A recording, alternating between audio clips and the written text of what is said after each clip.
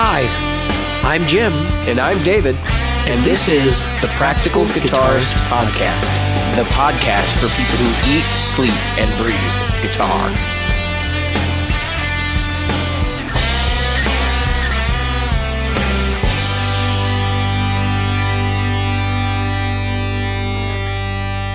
The Practical Guitarist Podcast is brought to you by Great Lakes Guitar Pickups. Great Lakes Guitar Pickups provides fantasy tones at prices a practical guitarist will love. Featuring top-notch construction, attention to detail, and a fully custom product, if you can dream it, Great Lakes Guitar Pickups can probably build it. Follow them on Facebook at facebook.com/Great Lakes Guitar Pickups. Are you a regular listener? Why not? David here reminding you of all the ways you can participate in the Practical Guitarist Podcast. Subscribe using your chosen podcast app. Review us on iTunes, Stitcher, iHeartRadio, or Google Play. Find our Facebook group at facebook.com/groups/Practical Guitarist or on Twitter as @PractGuitarist. Support the show. Merchandise is available in our Threadless store at practicalguitaristpodcast.threadless.com. And donate to us via Patreon, available at patreon.com/practicalguitarist. Reach out to us directly via email at questions@practicalguitarist.com. Hello, Jim. Hello, David. It's quite a bit earlier tonight. It is a lot. I'm not used to it being sunny outside. Sunny and hey, and nice. I bought something for the house, and that rarely happens. I bought an AC because our AC crapped out last week. Yeah. Are you still there, Jim? I'm here. I'm still here. Oh, Can you hear me? the image froze. Whatever. Oh.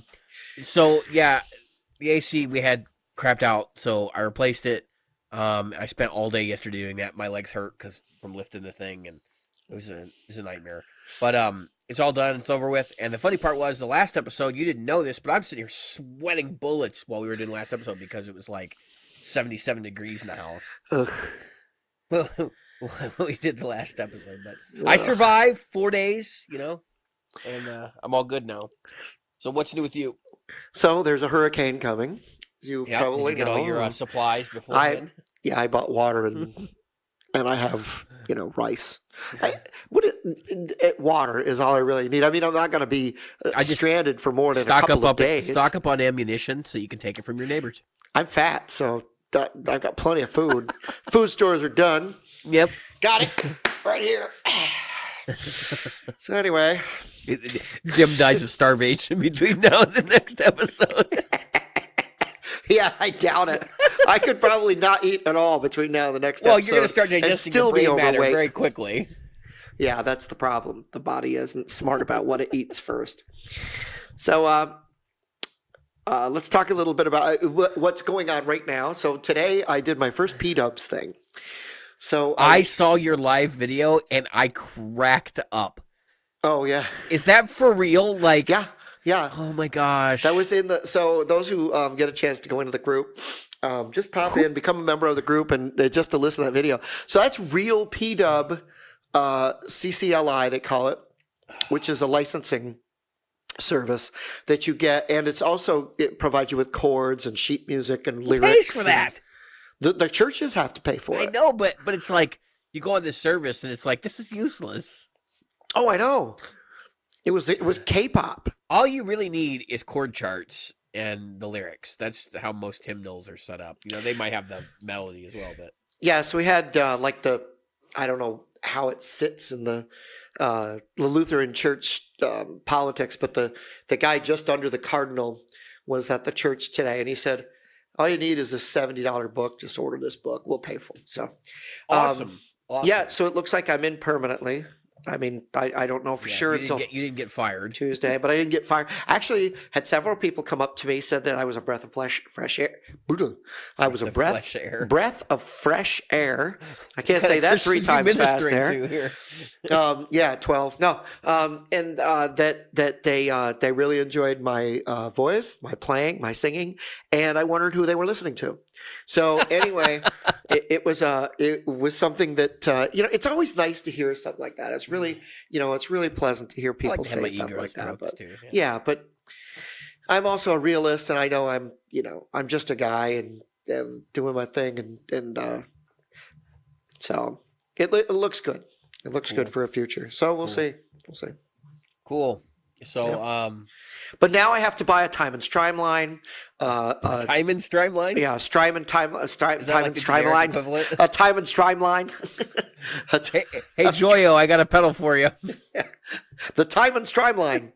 So now I got to buy a Strymon Timeline, and I got to buy a Strymon Big Sky, and I got to buy a Strymon Blue Sky, and I got to buy a Strymon. What else is Strymon got out there? And I have to buy the Volante. You need the Volante. Yep, the Volante. I have to also buy two. I understand that there's a rule. You have to have two offset guitars.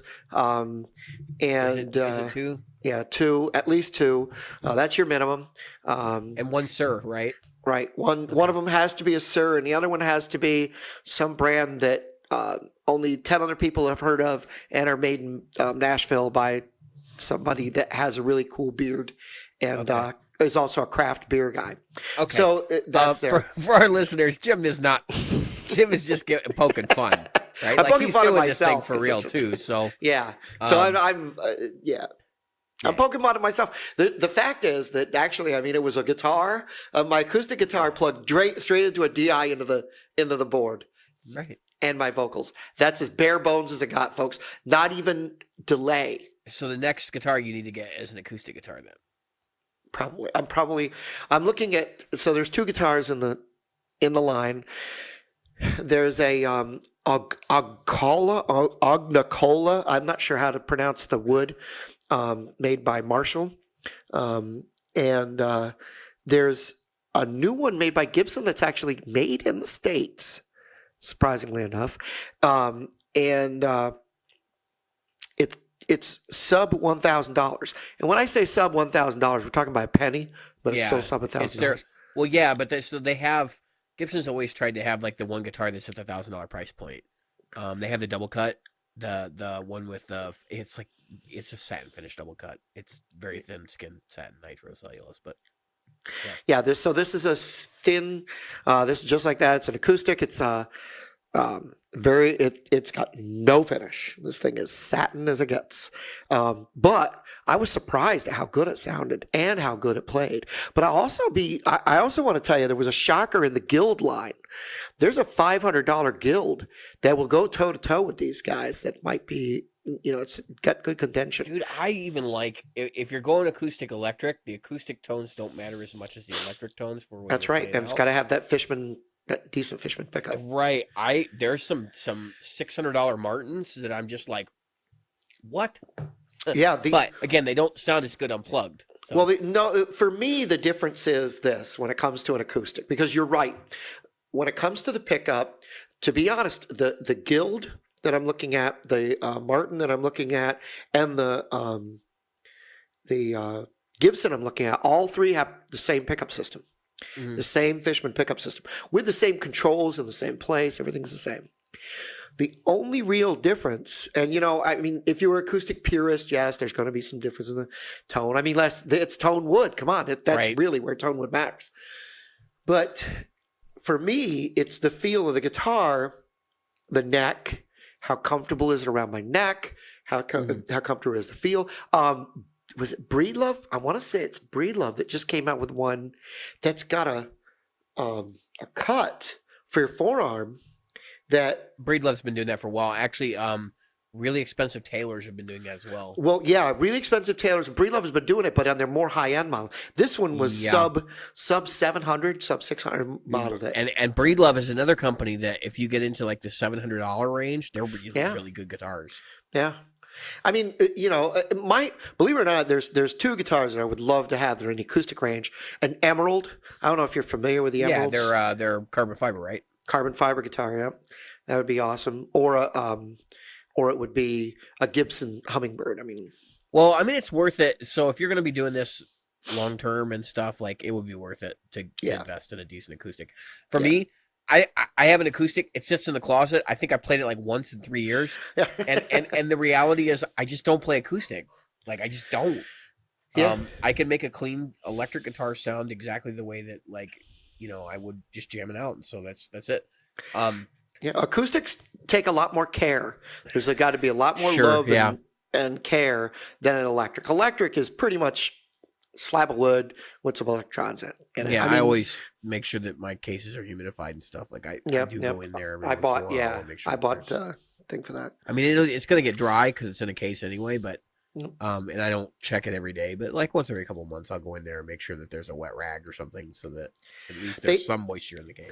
So I'll post a link later in the group, but there's this thing that I want to say it's Dunlop makes, but I can't remember. It's sitting out in my kitchen, but they make these packets. There's 3 packets in a thing you buy. Right, and those are great. And it's just like a wet rag idea. You just drop it in there and you close it. And that thing, supposedly, it lets off when it needs to, and it absorbs when it needs to. They last, what, like 2 days, I think, or 3 days?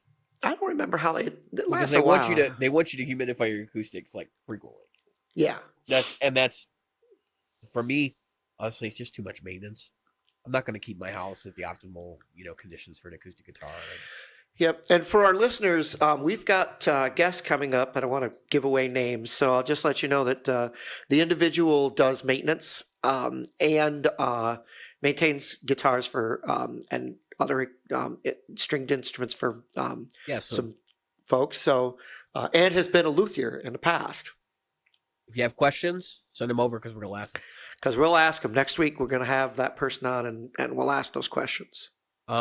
Since I'm contemplating doing away with the bumper, but I want to go ahead and, since we're in the beginning of the episode, just remind everybody we have a Facebook group, we have Patreon, we have Teespring. we have a Teespring, or no, it's not Teespring, it's the other. No, ours is that other one.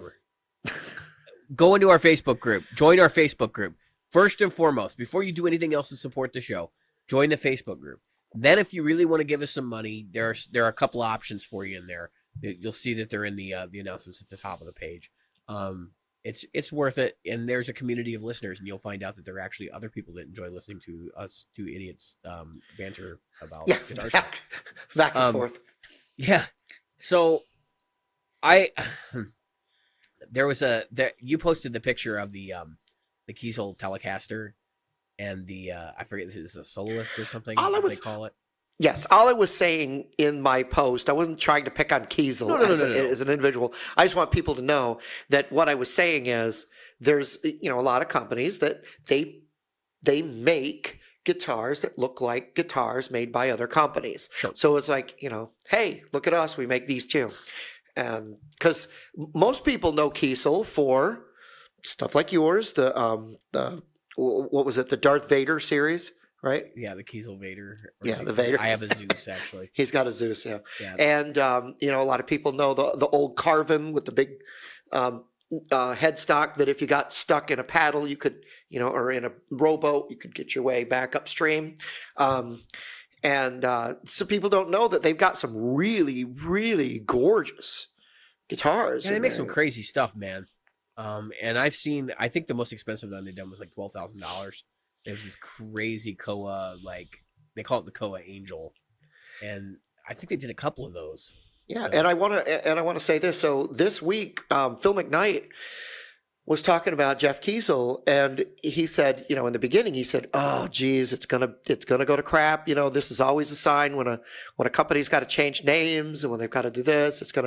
He said Jeff Kiesel has done nothing but good for the company, and he said that what they've done with their quality and the fact that they're a company that builds custom guitars for relatively inexpensive price, that their resale values on Kiesels versus the old Carvins.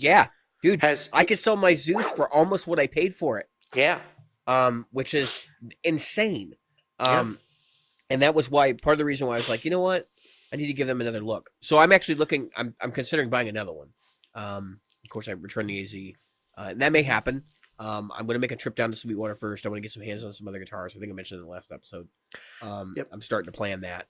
But I'm really interested in people's impressions of Jeff Kiesel, and part of there was a discussion going on in the end of that thread where some people were commenting that they don't really like Jeff all that much, and I of course I have been very public on this show with saying I think Jeff comes off as being sort of not a guy you'd want to identify yourself with. If that makes any sense, like he seems like a real, you're gonna talk about bro country, like he seems like the bro country guy. Yeah. That you're like, I don't know, dude. But I wanted to identify a couple things. So I've seen some things go on with Jeff and people in forums and stuff, and they kind of rub me the wrong way. But ultimately, like, I don't know this dude as an individual. I don't think any of us do. And right. I'm sure he is a person like all of the rest of us, right? Right. And so to that end, I want to be like really clear when I say, I can make fun of people all day long and kind of poke fun at people, but I don't know some of these guys. And like Jeff, like I'd love to have Jeff on the show and actually have him kind of give him a venue to clear his name. Because I know he's a polarizing dude. And I think somebody, there was a survey or something where they're talking about people who polarize people in the guitar community, and his name came up. And it's like, I get it, but there are other polarizing people in the gear community too. Zvex is one of them. And I don't think that's necessarily a bad thing, but I also wanted to echo for everybody that like listens to the show. Jim and I don't really believe that it's worthwhile to pick your poison in these companies, like to worry about who's running it, and worry about the politics of it. If you like the instrument, you like the instrument.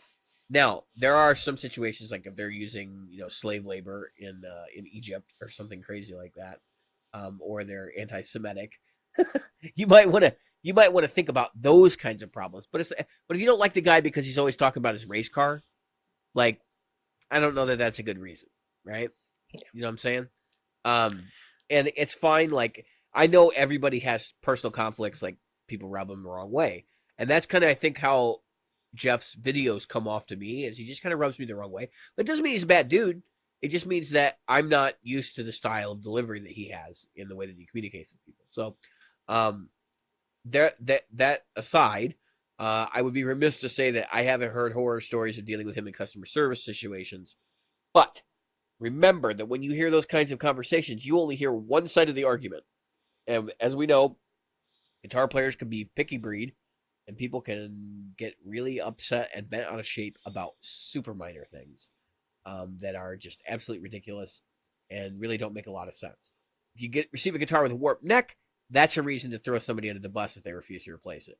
If you receive a guitar where there's a little bit of glue around the luminolae that you don't like, that's probably not the battle you're going to win. So just keep all that in mind. Like when you're reading, it's not just Jeff Kiesel, but like all of these forums and stuff, people go out of their mind over this stuff. Like I received a pedal from Catalan Bread and it has a chip in it, and it's like this little dot, It's like, dude, it still functions. What's the problem? I know some people are really anal about that stuff, but it's not really worth it. And don't drag somebody through the mud about that on social media and make everybody think, oh, their quality's gone to crap because there's a dot of paint missing from your pedal that you might have done when you pulled it out of the box. Right. It just doesn't make any sense. At the end of the day, many of these things are tools, and I've made it very clear that many of the things that I use, like my Kemper, for example, it's black and white screen. It's black and white. I don't care what it looks like because I'm the one looking at it. If the audience can't see it, why should I care? If they can see that hairline of extra glue on your Kiesel from the audience, like, then there's a problem. Okay, that is purely for your own benefit, and you got to bear in mind the price you spent on something. It's like if you're expecting a work of art for $1,500, you're gonna be pretty close, but it just depends on your definition of work of art, right? It's not a $3,000, $4,000 perfect instrument if you only paid $1,500 for it. I don't care where it comes from. Yep. I think one of the things to remember though is, and we've gotten this this mindset quite a bit, is that there are people who are looking for perfection. Not to say that you should have glue lines and stuff like there should be. Yeah, I mean, it should be uniform. And at certain points, there's a uniformity that you should expect. But there's a line of perfection because there's a lot of people who are getting into, whether they're getting into flipping stuff or they're doing investment. And you got to remember that everything that you invest in, regardless of what it is, it could be this, it could be the stock market, it could be pork bellies. I mean, whatever it is that you're investing in can turn great or to crap, just like the real estate market in, what was it, 2001? Blink of an eye. 2002. And just like that. Honestly, I've heard people say that, like, I invest in guitars. I'm going to be completely honest with you. You are a moron. Yeah.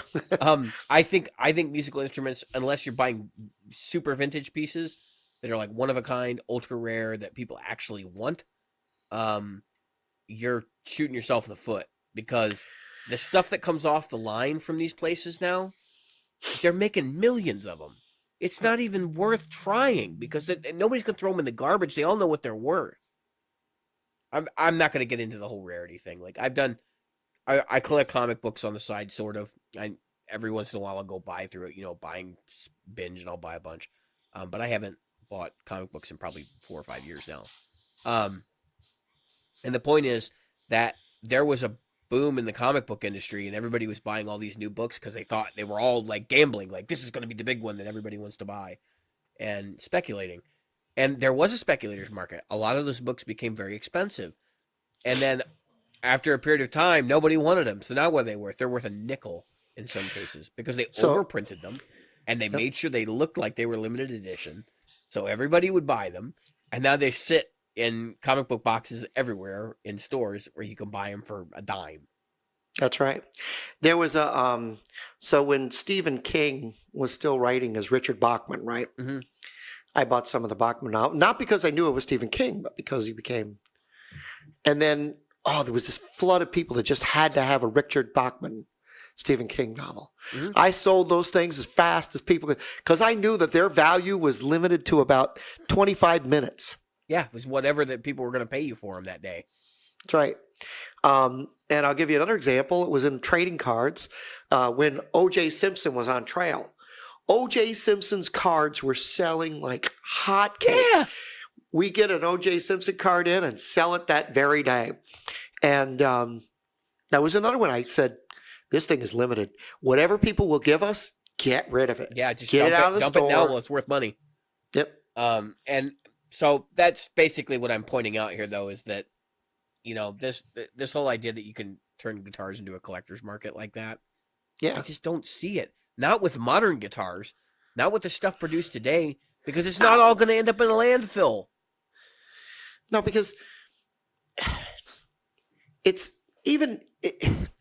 was a rarity of guitars built by Gibson, Fender, name the company, in the 50s, in 1950s, 70s, right? Well, as the 60s and 70s started to come in, and once machines started getting involved more and more, they could crank them out. Matter of fact, that was another thing Phil McKnight mentioned, was he was talking about the Jackson Dinkies when they were still made in Japan. And the necks were made by hand. They were all handcrafted. So he said you could get 3 Dinkies and 2 might have crappy necks. One has a neck that you just love.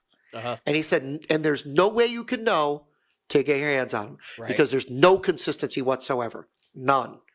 And so we can sit here and we can talk about the part, and it's this, that, the other thing, and so on and so forth. And, you could special order them from a place like PRS or whatever. But the fact is that most people don't know the neck they like. Right. Even people who know necks they like don't know the neck they like. In other words, they grab it and they go, yeah, I like this neck. Yeah. But they would never be able to tell someone on the phone or over the internet.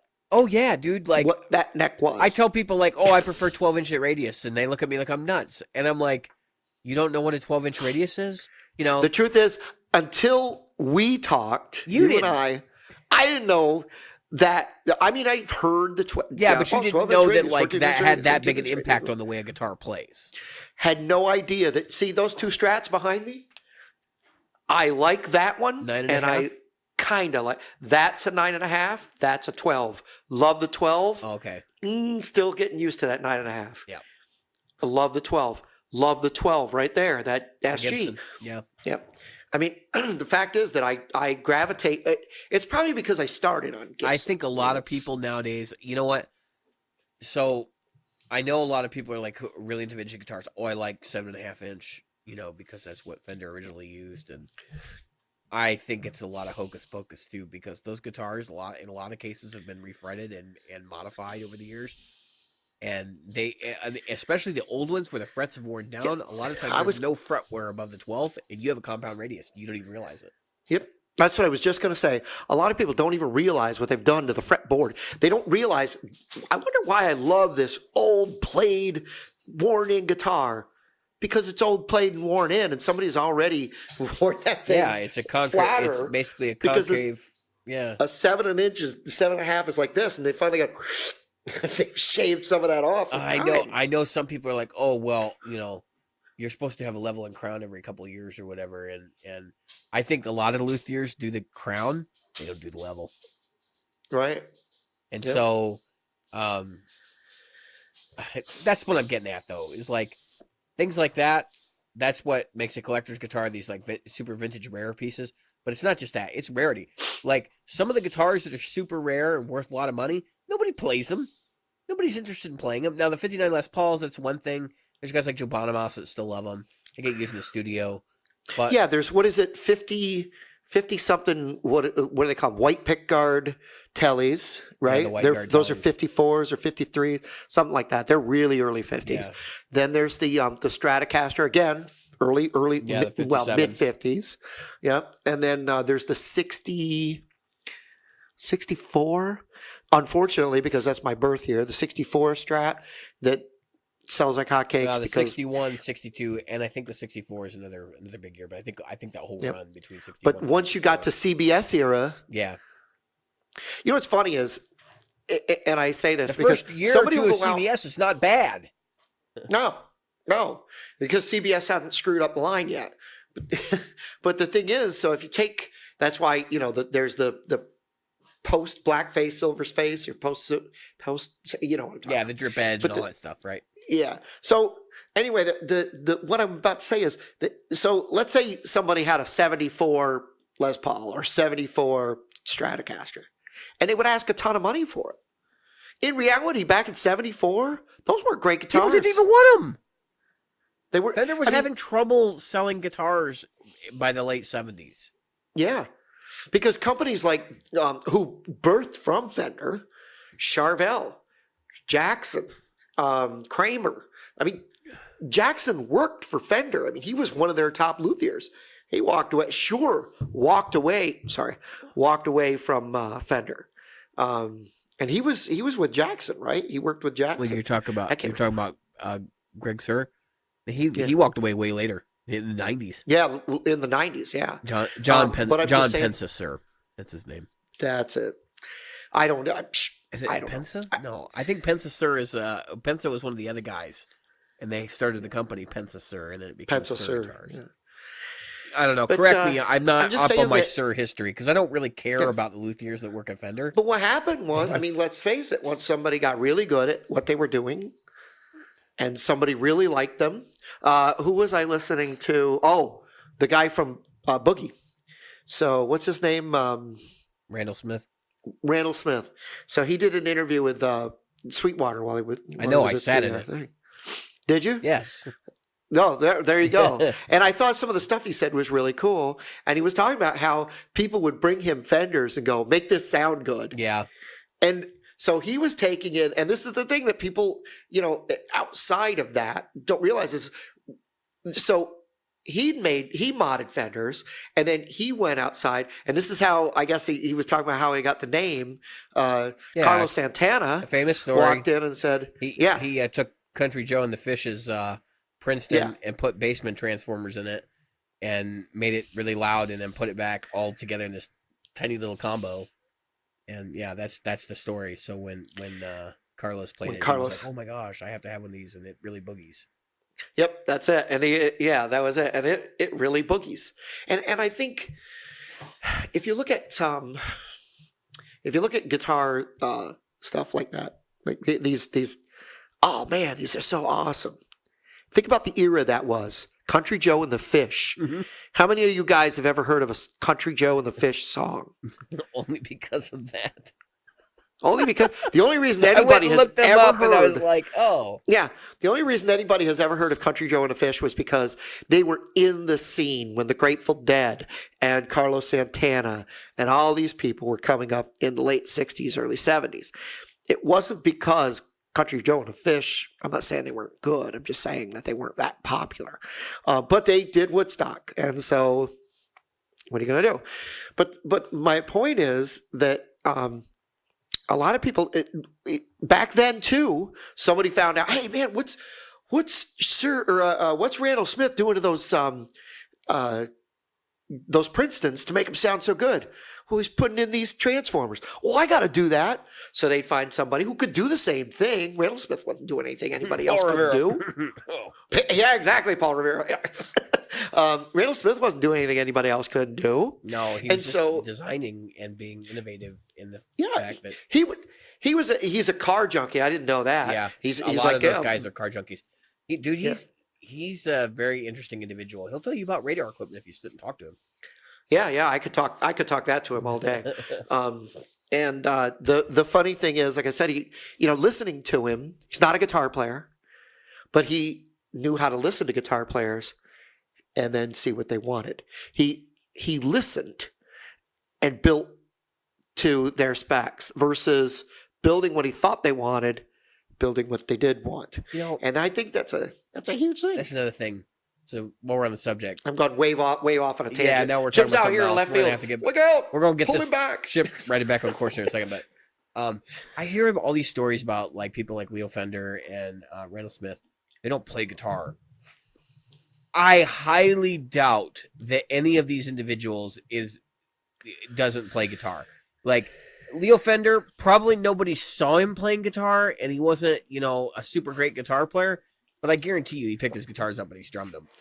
I'm sure. And the same thing is true of now. Maybe that didn't qualify him to have an opinion because he didn't play a lot of them. But right. Somebody like Randall Smith, I guarantee you, he can play a few chords. It's like it's not. This is not. But but he's not going to call himself a guitar player, right? By the professional definition, he's not a guitar player. You know what I'm saying? And it's interesting because now we've been talking about Jeff Kiesel earlier in the episode. He doesn't play. I've never seen him play anything anywhere. Nope. And I don't think I've ever seen his father play guitar either, but they both do. And they've said as much. So, it is what it is. Well, I was just saying that when you look back at this vintage gear, and I've said this before, that was back when we didn't care, we being my age group and the folks where you got a guitar, and you know what you did? You made ears. You sanded the back of the neck. Yeah, you did. It was a tool. You took the electronics, like I'm going to do to this Strat. I'm pulling that damn volume knob off where the bridge pickup is. That thing is irritating as heck. I don't need two tone knobs. I just want to dial all the tone out in one. I don't even really need a tone knob, to be honest with you. Not a Strat. I just want a tone. Actually, what do they call it? A tone bleed circuit so that I don't lose tone. Do you actually pick that close to the bridge? Me? Yeah. No, but I've got fat hands, obviously, because I tend to hit that thing all the time. What that means is that Jim likes to strum wildly. He's like a punk rocker when he's playing. When I'm playing, okay, so one of my teachers, I used to be the guy with the pinky latched into a place and I moved my finger around, right? And that's what I do. Right. Yeah. There's nothing wrong with that. No, there's nothing wrong with it. But a teacher told me, he said, you can get more speed if you pick your pinky up and move your hand. Comes from the jazz school of thinking. Yep. Because that's not necessarily true. I mean, it just depends on the player. I think you can cultivate each style. I think there are paths that take more time. So what has happened is the inside of my wrist actually touches the edge of the bridge. Yeah. And that's what is my anchor point. Everybody should have an anchor point. Otherwise, you don't have a point of reference. Right, which is why I'm like, oh, he's telling you not to use your pinky? Like, yeah, dude, for the longest time, my anchor point was my pinky wrapped around the volume knob on his Strat. Yeah. I used to use the bridge pickup. I used to wrap my finger around the edge of the bridge pickup. Well, I don't know if I was that far, but I do. So you can see on my Kiesel, like I have a spot just below where my Kiesel starting to shine up already because I play a lot. And yeah, but yeah, with the SG, it's the corner of the bridge. Corner of the bridge. Yeah. So I do have an anchor point. I just don't use my pinky. And now I can't do it. I've tried going back to using the pinky as a bridge. No, you can't. You have to modify the way your wrist works and stuff. It takes a lot of work. I mean, you could, but you'd have to spend a lot of time doing it. Yeah, I've spent 20 years doing it the other way. Consciously, and I have to go back, unthink it. It's just like whenever you learn. I was watching Tony Emmanuel. I'm halfway through this video. Yeah, Tommy Emmanuel. I'm sorry, Tony Emmanuel. You're butchering names tonight, man. That's his cousin, Tony. He's hey, Tony, come over here. Oh no, now a bunch of people are gonna yell at me. Hey, I'm Italian. I don't care. My terrible Italian accent, which was horrendous. I know that. I'm Italian. I don't care. My brother's name's Tony, so anyway. So Tommy Emmanuel was on Andertons, and he was talking about when he grew up. He started doing that stuff when he was 6. Yeah. Now I hate him even more. But anyway, so he was like, he didn't know there was such a thing as a bass player in a band. Yep. So his brother asked him to play rhythm. So he played the bass line and the rhythm line because he thought that's what he was supposed to do. So that's how he came up with that whole style. So the guy's been doing it forever, right? I don't think he could. I'm not saying he couldn't. But I'm just saying he would have to think about it to play like a punk rock. Okay, who decided to do this so early that I can't even talk? Jim's not good and liquored up because it's Sunday. I haven't had but one Diet Coke or Diet Pepsi so far. No, I think he'd have more problems doing a really convincing like punk rock or really rocking thing than the stuff he does. Now, that doesn't take away from the fact that the man is a genius. I mean, like, genius. He plays, like, 6 things at the same time with 5 digits. The guy's amazing.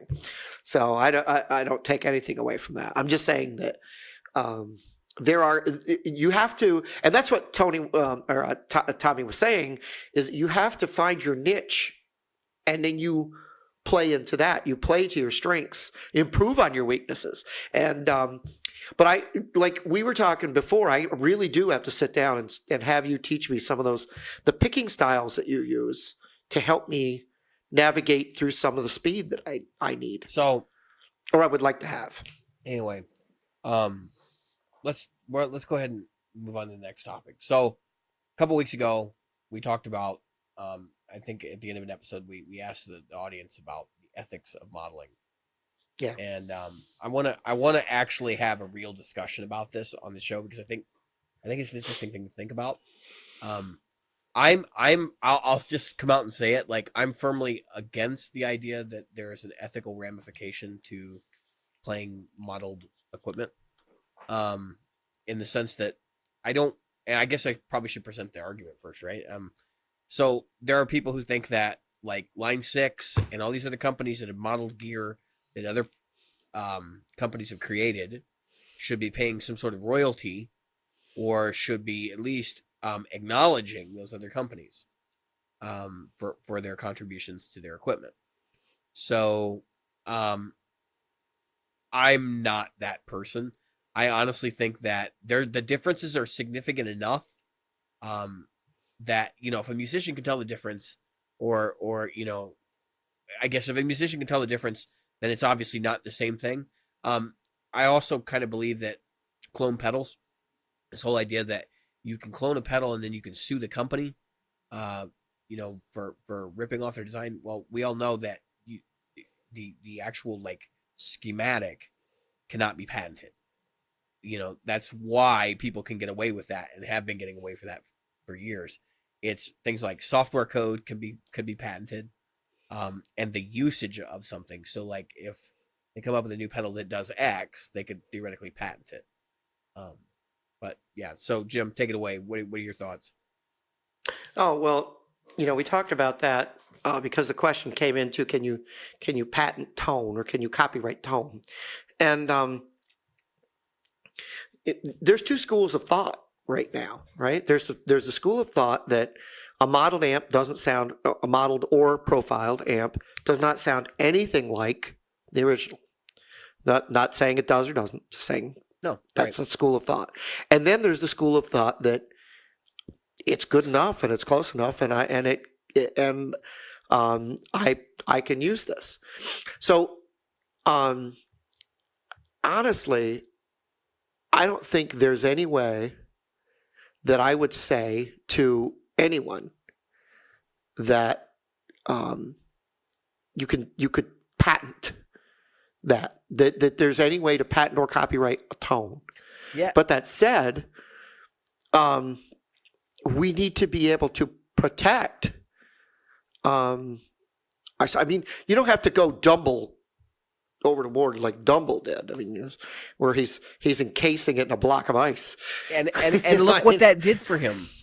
It means nothing, because at the end of the day, Nothing. your circuit is still going to be melted away. They're going to find out the component values. You need to sand them off, and then they're going to clone your stuff. Yeah. And it's not, and you know, in the Dumble's case, it's really interesting because it's not even like, so normally when we think about counterfeit, right, it's like a Chinese company or it's somebody in the Philippines or something, somewhere, you know, in the third world with that, is getting a hold of a design and saying, we're going to copy this so that we can make money. And I think the real gray area here is that a lot of the times the copies aren't the same. They cheapen it in some way to make it, you know, either less expensive than the manufacturer, or and in some cases, like if we do it here in the States, they often try to make it better, which like Tube Screamers, classic example, right? There are 1.5 billion Tube Screamers on the market, and all of them are distinctly different. Even the ones that Ibanez puts out are distinctly different. You can put one next to the other, and they will sound similar, but not the same. And so the reason why I bring this up is because we tend to think that it's all these like third world countries that are doing it maliciously, when in reality, it's these companies trying to come up with another product. And there's this hierarchy of development. And this is basically how the guitar industry has operated for years, but it's the way the tech industry operates too. If you think that Intel is not buying AMD processors off the shelf and taking them back to their labs and dissecting them to look and see what's going on under the hood and to see if they can incorporate some of the same things into their chipsets, and vice versa, you're crazy. Right. And I one more thing before I hand it back to you.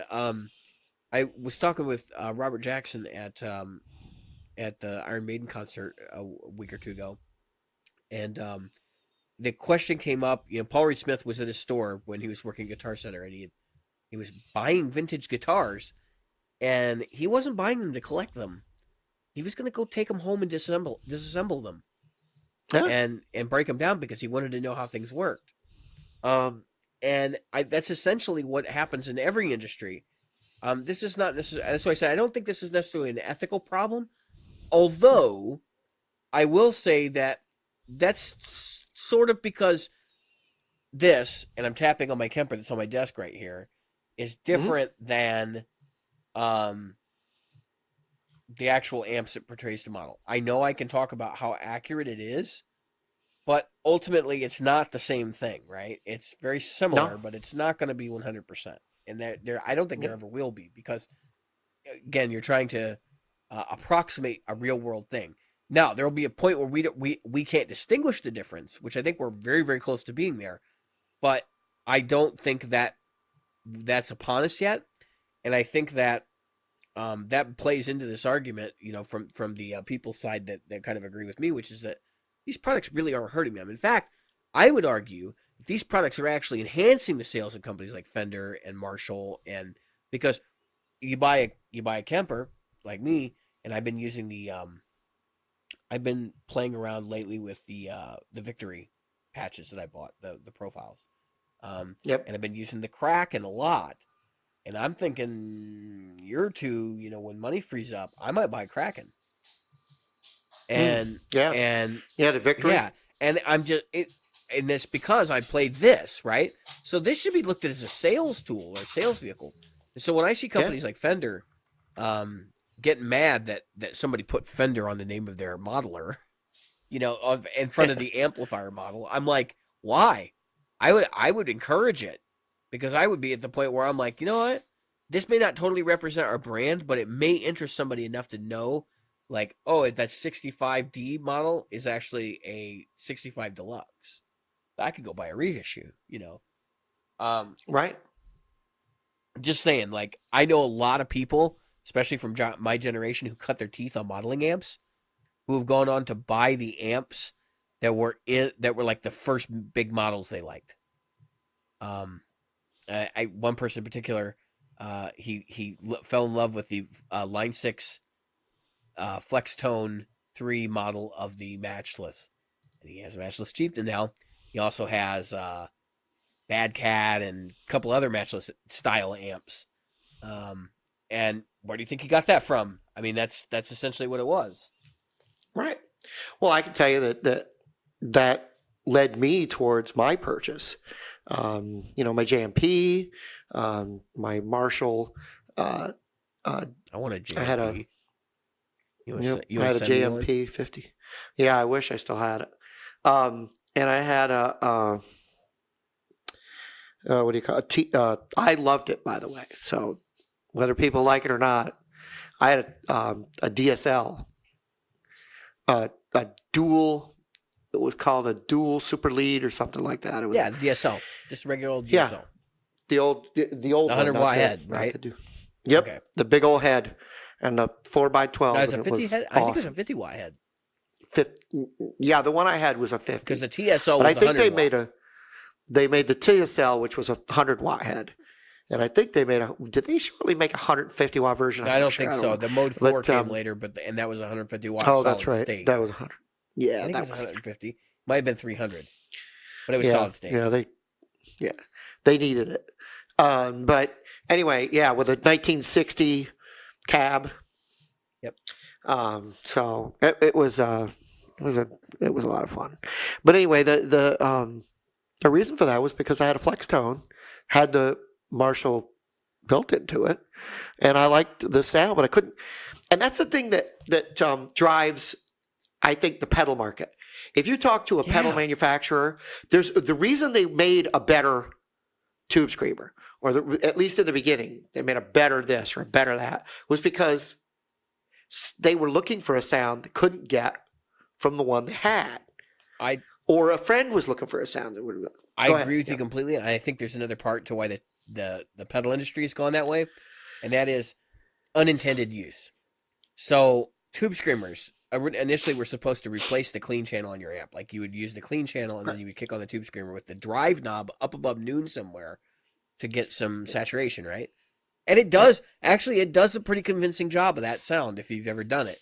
However, what do people use tube screamers for mostly today? They keep the gain almost at minimum. They crank the volume up, and they run the tone at about noon.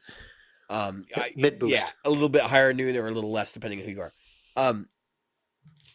And you're absolutely right. It's a mid boost at that point.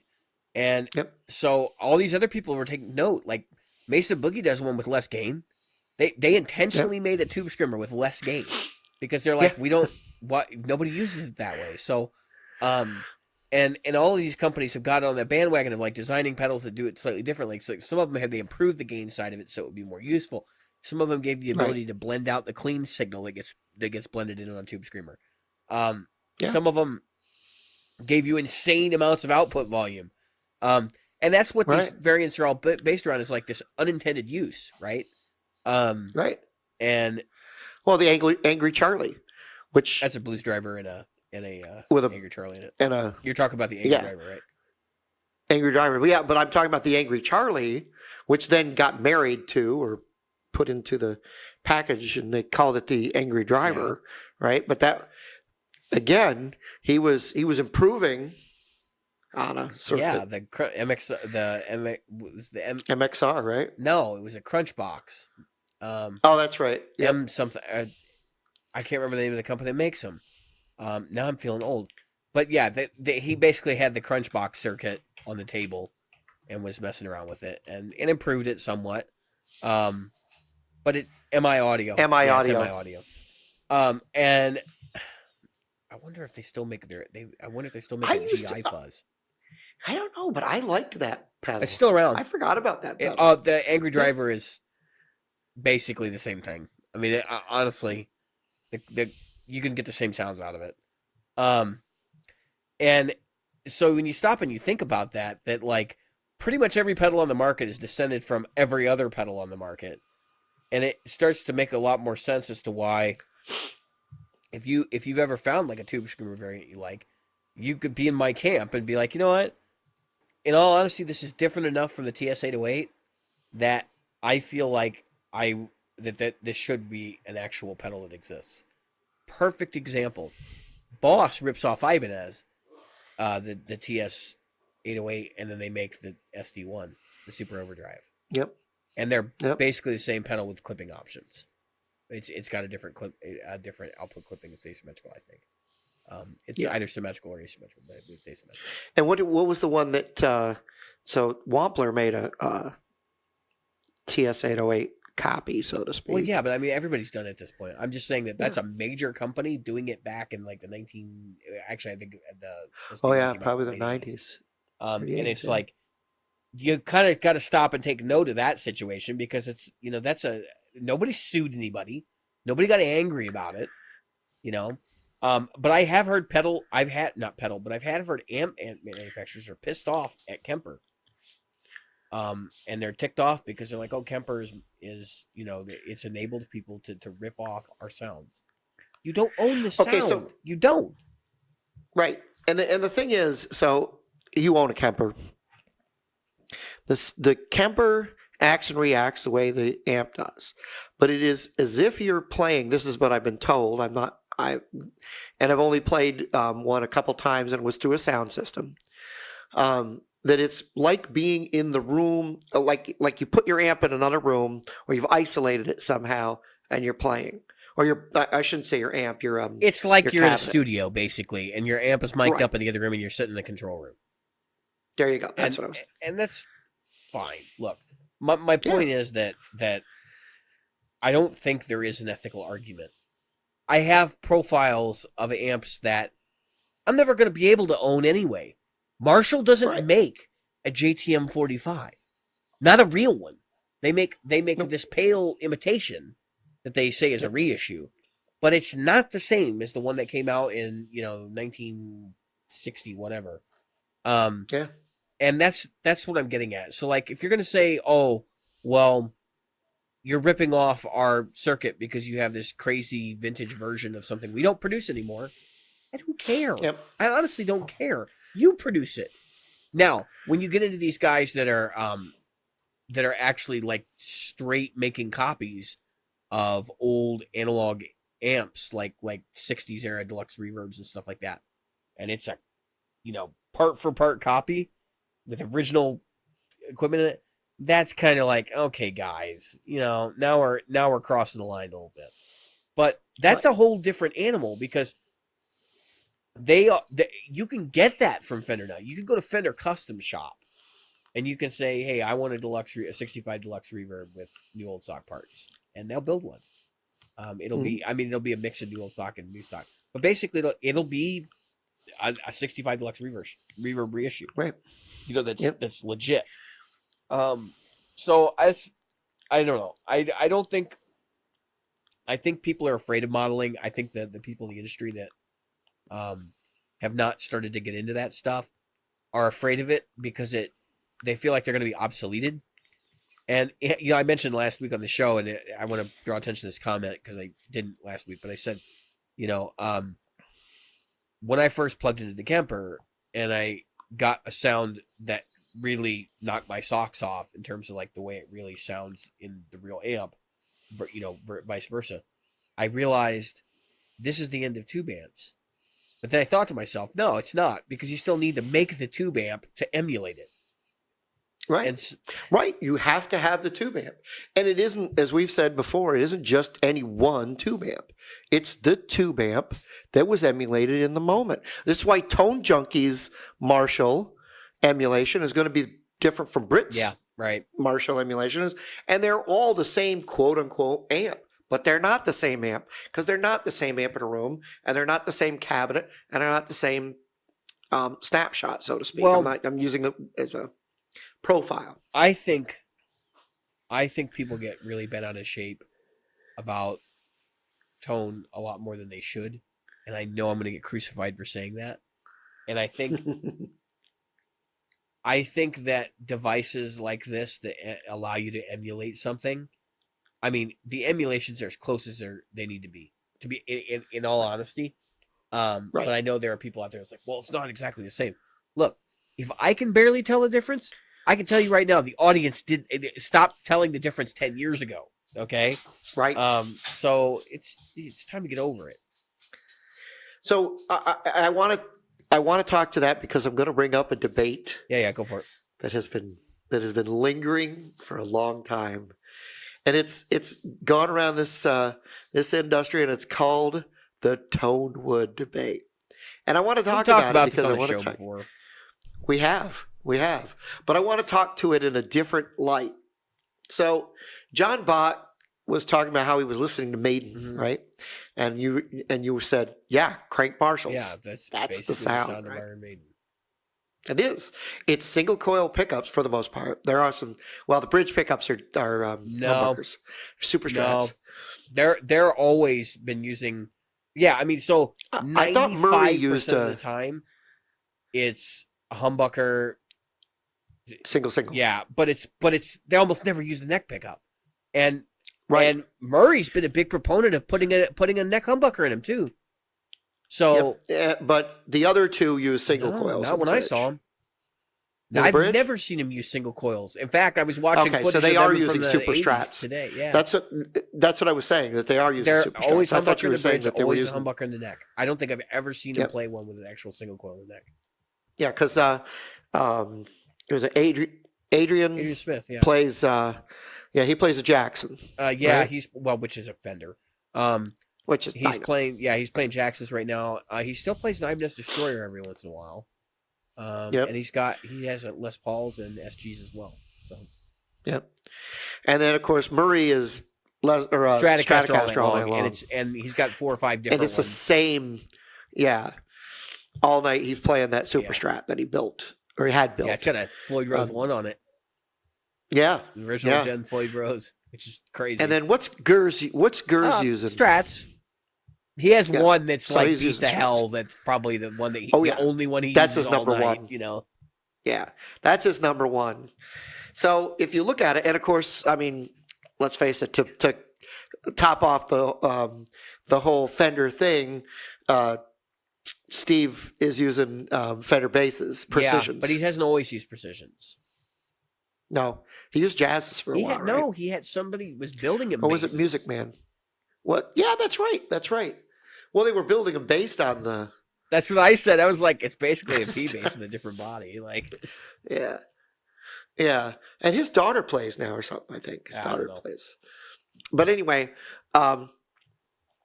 so you were saying, Wall of Marshalls, and you look at Iron Maiden, you look at bands like AC/DC, and these rockers. I mean, these real rockers, and. I was thinking about the tonewood debate, and it was going through my mind. Tonewood doesn't matter. And then I realized something. At super low volumes, I don't think tonewood does matter. I think if you're sitting, I disagree. I know, that's why I'm bringing this up. What do you think you're getting more out of at a high volume? Well, you get resonance from the guitar. So yes, that's more of an impact. But I can tell you the difference between mahogany and alder. If you built me, let's say you built me 2 Les Pauls, right? You built one out of mahogany, one out of alder. You're going to find that the mahogany one is going to be darker. The alder one is going to be a bit brighter. And that's enough for, in my opinion, to say that's totally bunk. Like I get it from the perspective of, hey, when I get on stage, like, and I turn up, I'm going to hear it more. But it makes a difference at any volume. I mean, even acoustically. That's why when you pick up, and it's not just, and I've said this before, it's not just species.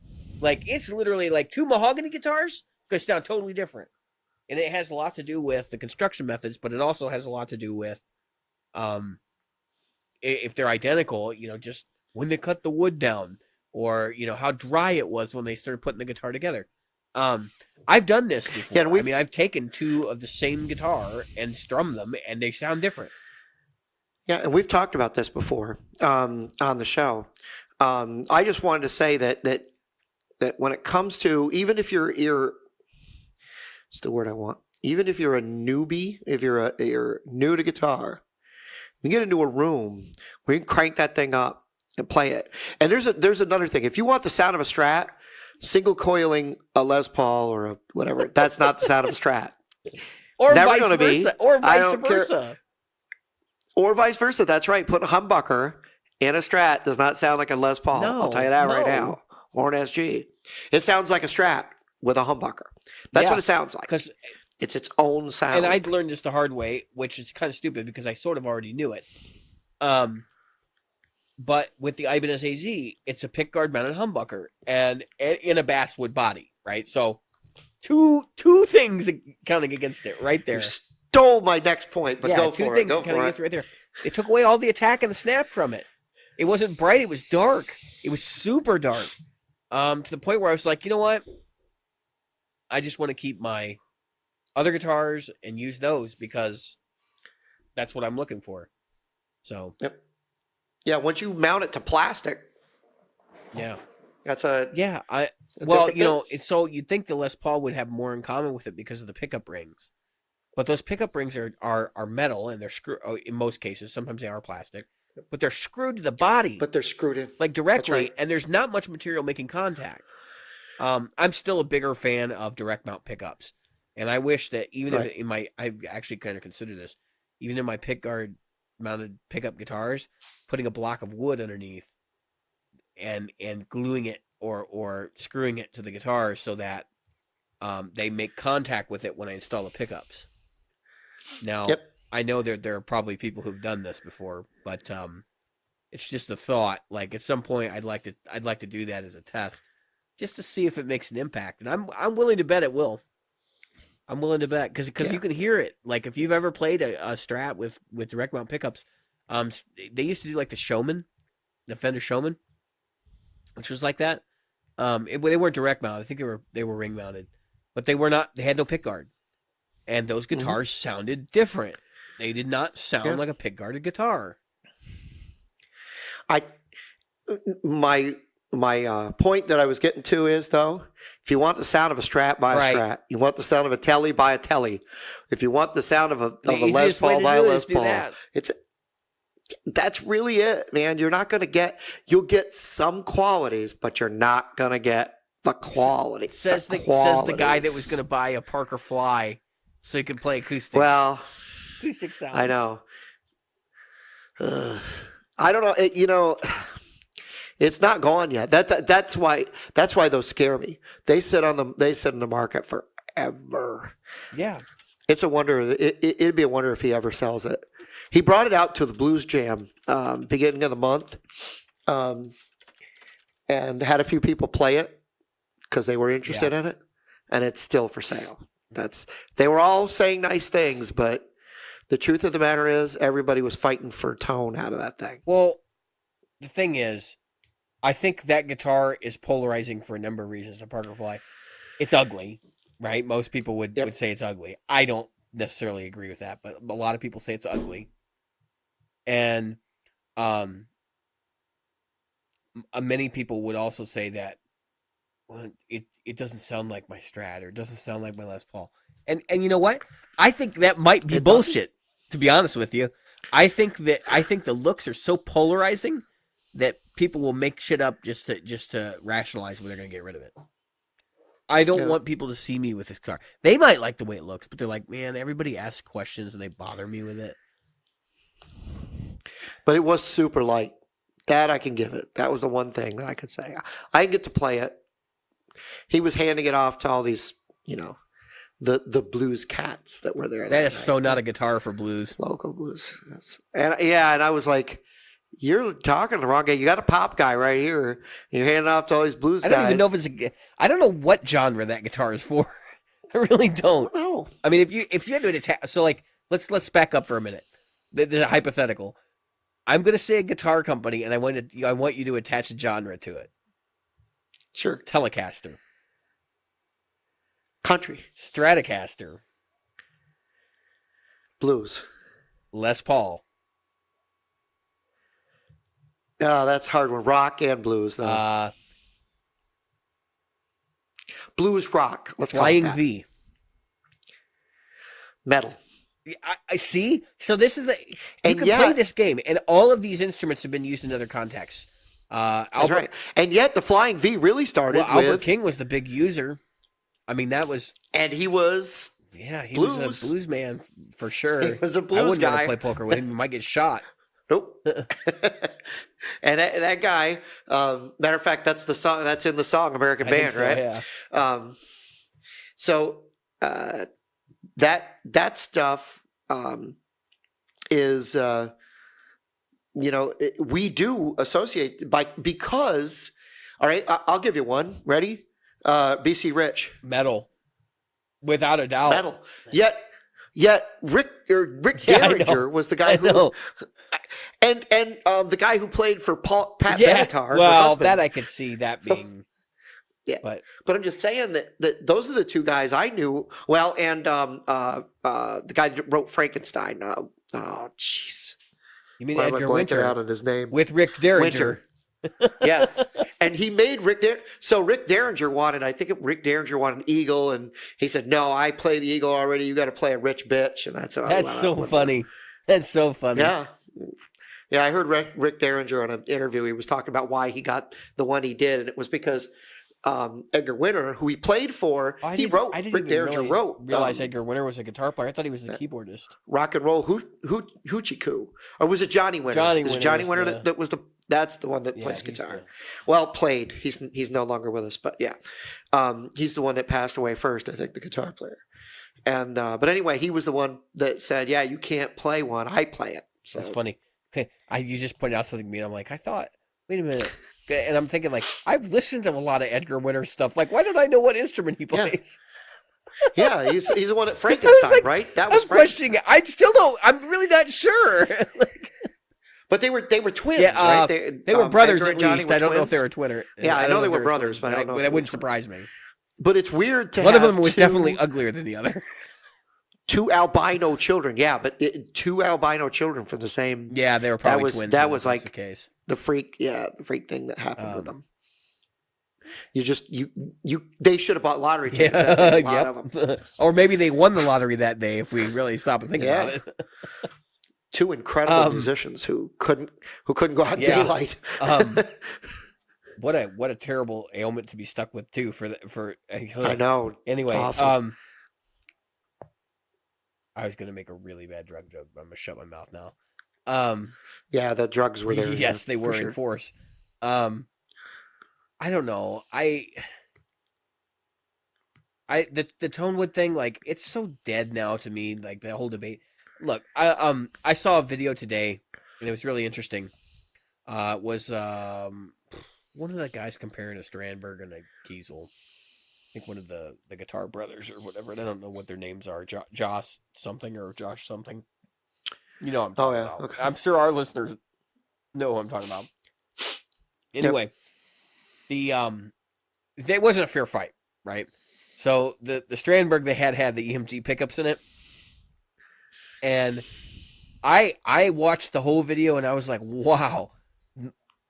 Actually, for one thing, the Kiesel they had in the video sounds exactly like my Kiesel.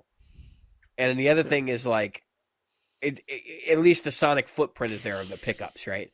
I don't know that if I got them in the same room, I'm pretty convinced they'll sound different. But I was just thinking like, there you go, right there, two of the same kind of guitar concept, really light guitar, similar necks, fan frets, all the stuff like the accoutrements were very similar, yet these guitars were night and day different in tonality.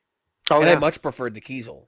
And it isn't because the Strandberg's bad, it's the pickups. Like I could tell immediately those EMG pickups were the wrong choice for that guitar. But I just to put in perspective, like there's a classic example of two guitars, very similar make and model, aiming to do the same things. It sound totally different. And you'll find it across the Stratocaster line too, and it's not just quality of pickups. I can tell you this, because in the 90s and early 2000s, I could walk into Mars Music or Guitar Center, pick up 15 Strats. Of standard Strats. American standards. And they all sound different. All different. All had a they different might feel. Be 3% different, but they're all different. Yep. And it's not the pickups. It's not the pickups. Like, I repeat, it is not the pickups that's causing the difference. It is the body woods. Because you can hear it acoustically, and then you plug it in, and the same characteristics are amplified. And this is back when they let me sit in another room. I was isolated. I closed the door. You couldn't hear any reverb. There was nothing, or I should say reverb, echo of the room. It was a dead room. It was all the guitar, an amplifier. I was plugged into either, like a Fender Princeton or a Marshall DSL. Not once did I feel like I could say definitively that there were two guitars that sounded alike. And a friend of mine told me, he said, Jim, if you're going out, he said, if you look at a PRS, they're all going to sound pretty much the same. He said, but if you look at the Fender Stratocasters, which is what you want, which is what I wound up buying, I went through, I kid you not when I say I probably went through 30, 40 Stratocasters, found a used one in this little shithole shop, right? Sorry about the language. In Albany, New York, on Central Ave. It's no longer there. $500 used. I sat down. I played it. I said, this is the one. That's the one I played for 20 years. I have been in that situation where I have literally picked up 6 or 7 guitars of the same make and model. I found one I liked, and the rest of them just paled in comparison. And it's not, if anyone thinks that Jim and I are blowing smoke or that we're being psychologically impaired, I would ask that you do this. Go to a store that has 3 American standards, play all 3 of them acoustically, and then plug them in and compare them. And try to do it as quickly as possible so you can keep the sound in your mind. But you won't need to. You honestly won't need to. You'll know the differences. They're going to be pretty obvious. And even your friend that was talking about PRS will be more consistent, but they're still going to vary. They will vary, just not as much. It's not just like a fit finish thing. Like, they really do vary. And it's not like the blue ones are going to be better than the green ones. It's literally blue 1A is going to be better than the green one, or blue 1A will be better than the other, blue 1B. Right. Yeah, and that was the weird thing. I mean, these all had serial numbers that were very close together. Now, this is when you could go to a Guitar Center or Mars Music or whatever, and you could find they don't do that anymore because the lines are so diversified. Now you'll find 2. That was something. How many actual SKUs is Fender putting out this year? I mean, it's like got to be at least 60. It's a scary number. All I know is I talked to friends at the Blues Jam. I talked to friends at the open mics, and I talked to friends at the guitar stops. And we're talking customers, not just people that work there. And I can tell you this. Everybody said, I don't know what I'm getting when it comes to Fender. I have no idea. No, you just guess, and you hope. And they weren't just talking about the guitars. They were talking about the amps, too. They were like, I don't even know. I mean, I'm afraid I'm going to walk out of the place. I think with the circuit boarded amps, it's a bunch of hooey. But that's not to say that you get bad tubes or something, No. I'm just saying that they don't know what. You'll go to a shop. Let's say my Guitar Center, right? They've got 12 Fender amps at any given time, and that's not nearly the tip of the iceberg in the line of Fender amps. And I'm just talking. You're talking about going to the store and looking for the same thing and not being able to find it. Yeah, no, I guess you. I go down the road. I go to the lines are too diverse. Yeah, it's nuts. But Fender's telling them. Fender's saying you're in Virginia Beach, so both stores have the same crap, and that's the thing. So if I go to Alpha Music, 2 miles down the road from Guitar Center, I can't find different Fender amps because the same Fender rep walks to both of those places and make sure they have the same crap on the wall.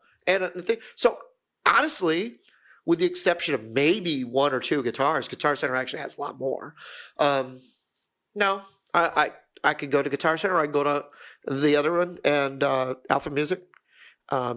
I get the same stuff, but I don't get a bunch of tighty you can't play our guitars because we're so good that Alpha Music gives me, I can go to Guitar Center and, yeah, man, take it down.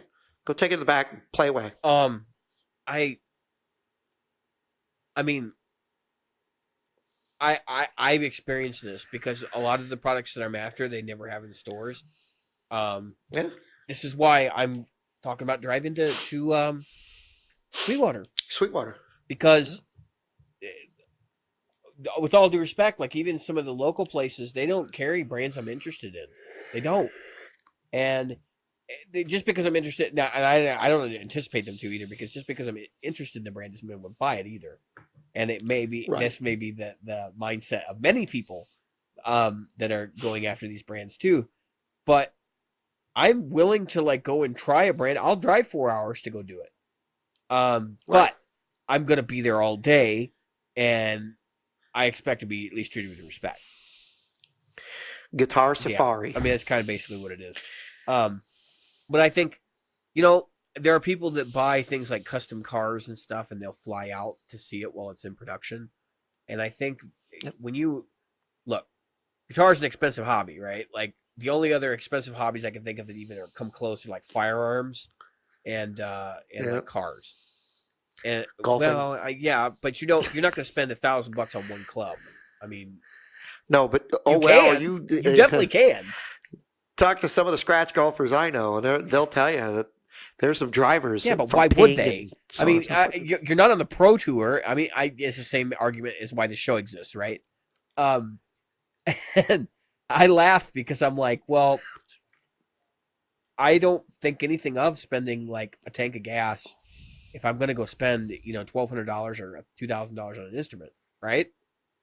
I think I've told the story. I drove all the way to D.C.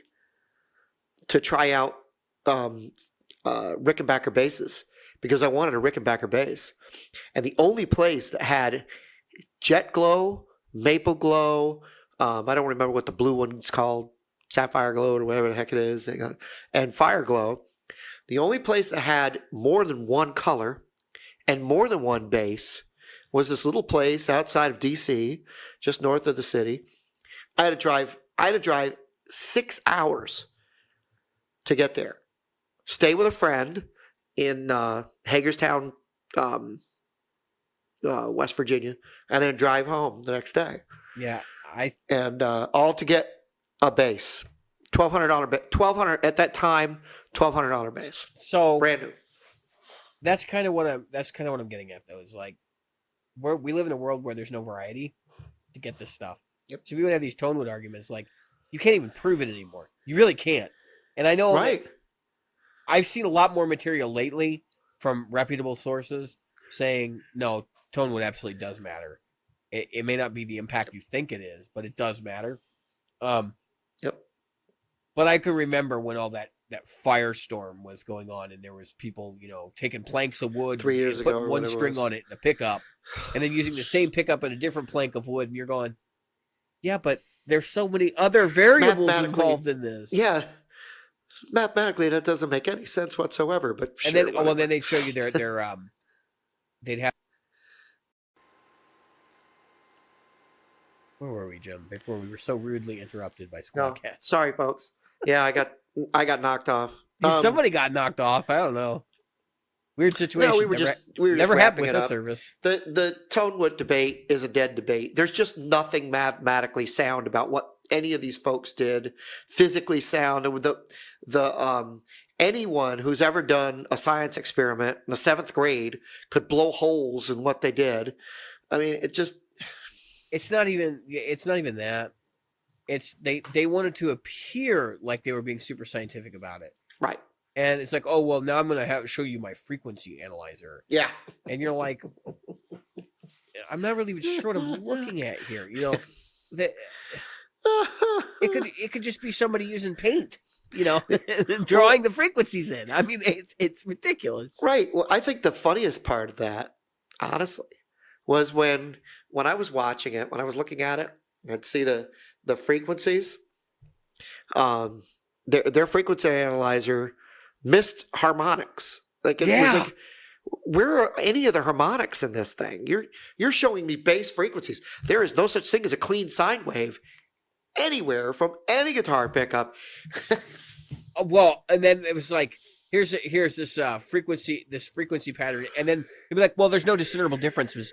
But you'd look at the pattern, you go, that's different than the other one. It is. What are you talking about? Oh, well, it's not statistically different. Bullshit. Yeah. Bullshit. If I could see it with my naked eye, that's different enough. That's the other thing I was going to say. The sine waves weren't even something that you could actually match. Yeah. Well, it wasn't. It's just the whole like all of those testing videos were just nuts. No. And now it's all died down, right? You don't see people on the internet bitching about it anymore. You know what? Well, that's people because that say the tonewood doesn't matter. It's the same freaking people that tell you to tune down to 432 hertz or whatever. Yeah. Well, those are the same guys who ran away from the internet because their butts were hurt. Oh yeah, that guy did. Yeah. Two of them, Scott Gorman or something. Scott. No. Yeah. The mystical. We're gonna make all the planets align. Let's everybody play at 432 hertz right now. Because there's no historical significance backing this up whatsoever. None. But I can say this, that there is a Brown sound, because it's been proven by South Park. And if South Park did it, it's got to be real. Clearly, that's as much proof as these people had. Exactly. That was my point. See, I can deliver it with a friggin' straight face, too. I'm sorry, you can. I don't know what happened to get you in that state, Jim. I'm just saying, no, that's what they were doing. They were the same thing as when South Park proved the Brown note. There is no such thing, and there is no scientific, factual basis for using 432. 432 tonewood is crap. Using modeling amps is unethical. And what other myth do we want to talk about today? Because there's got to be something else. How about the myth that you should never use an oil on your rosewood fretboard? That is completely false. That's another one. I don't think who's told you that? I'm telling you, I see it all the time on what was that? I'd love Harmony to see their Central. How cracked their fretboards. Oh yeah, that's what I was like. Are you kidding me? I mean, I get it. You're not supposed to put it on a.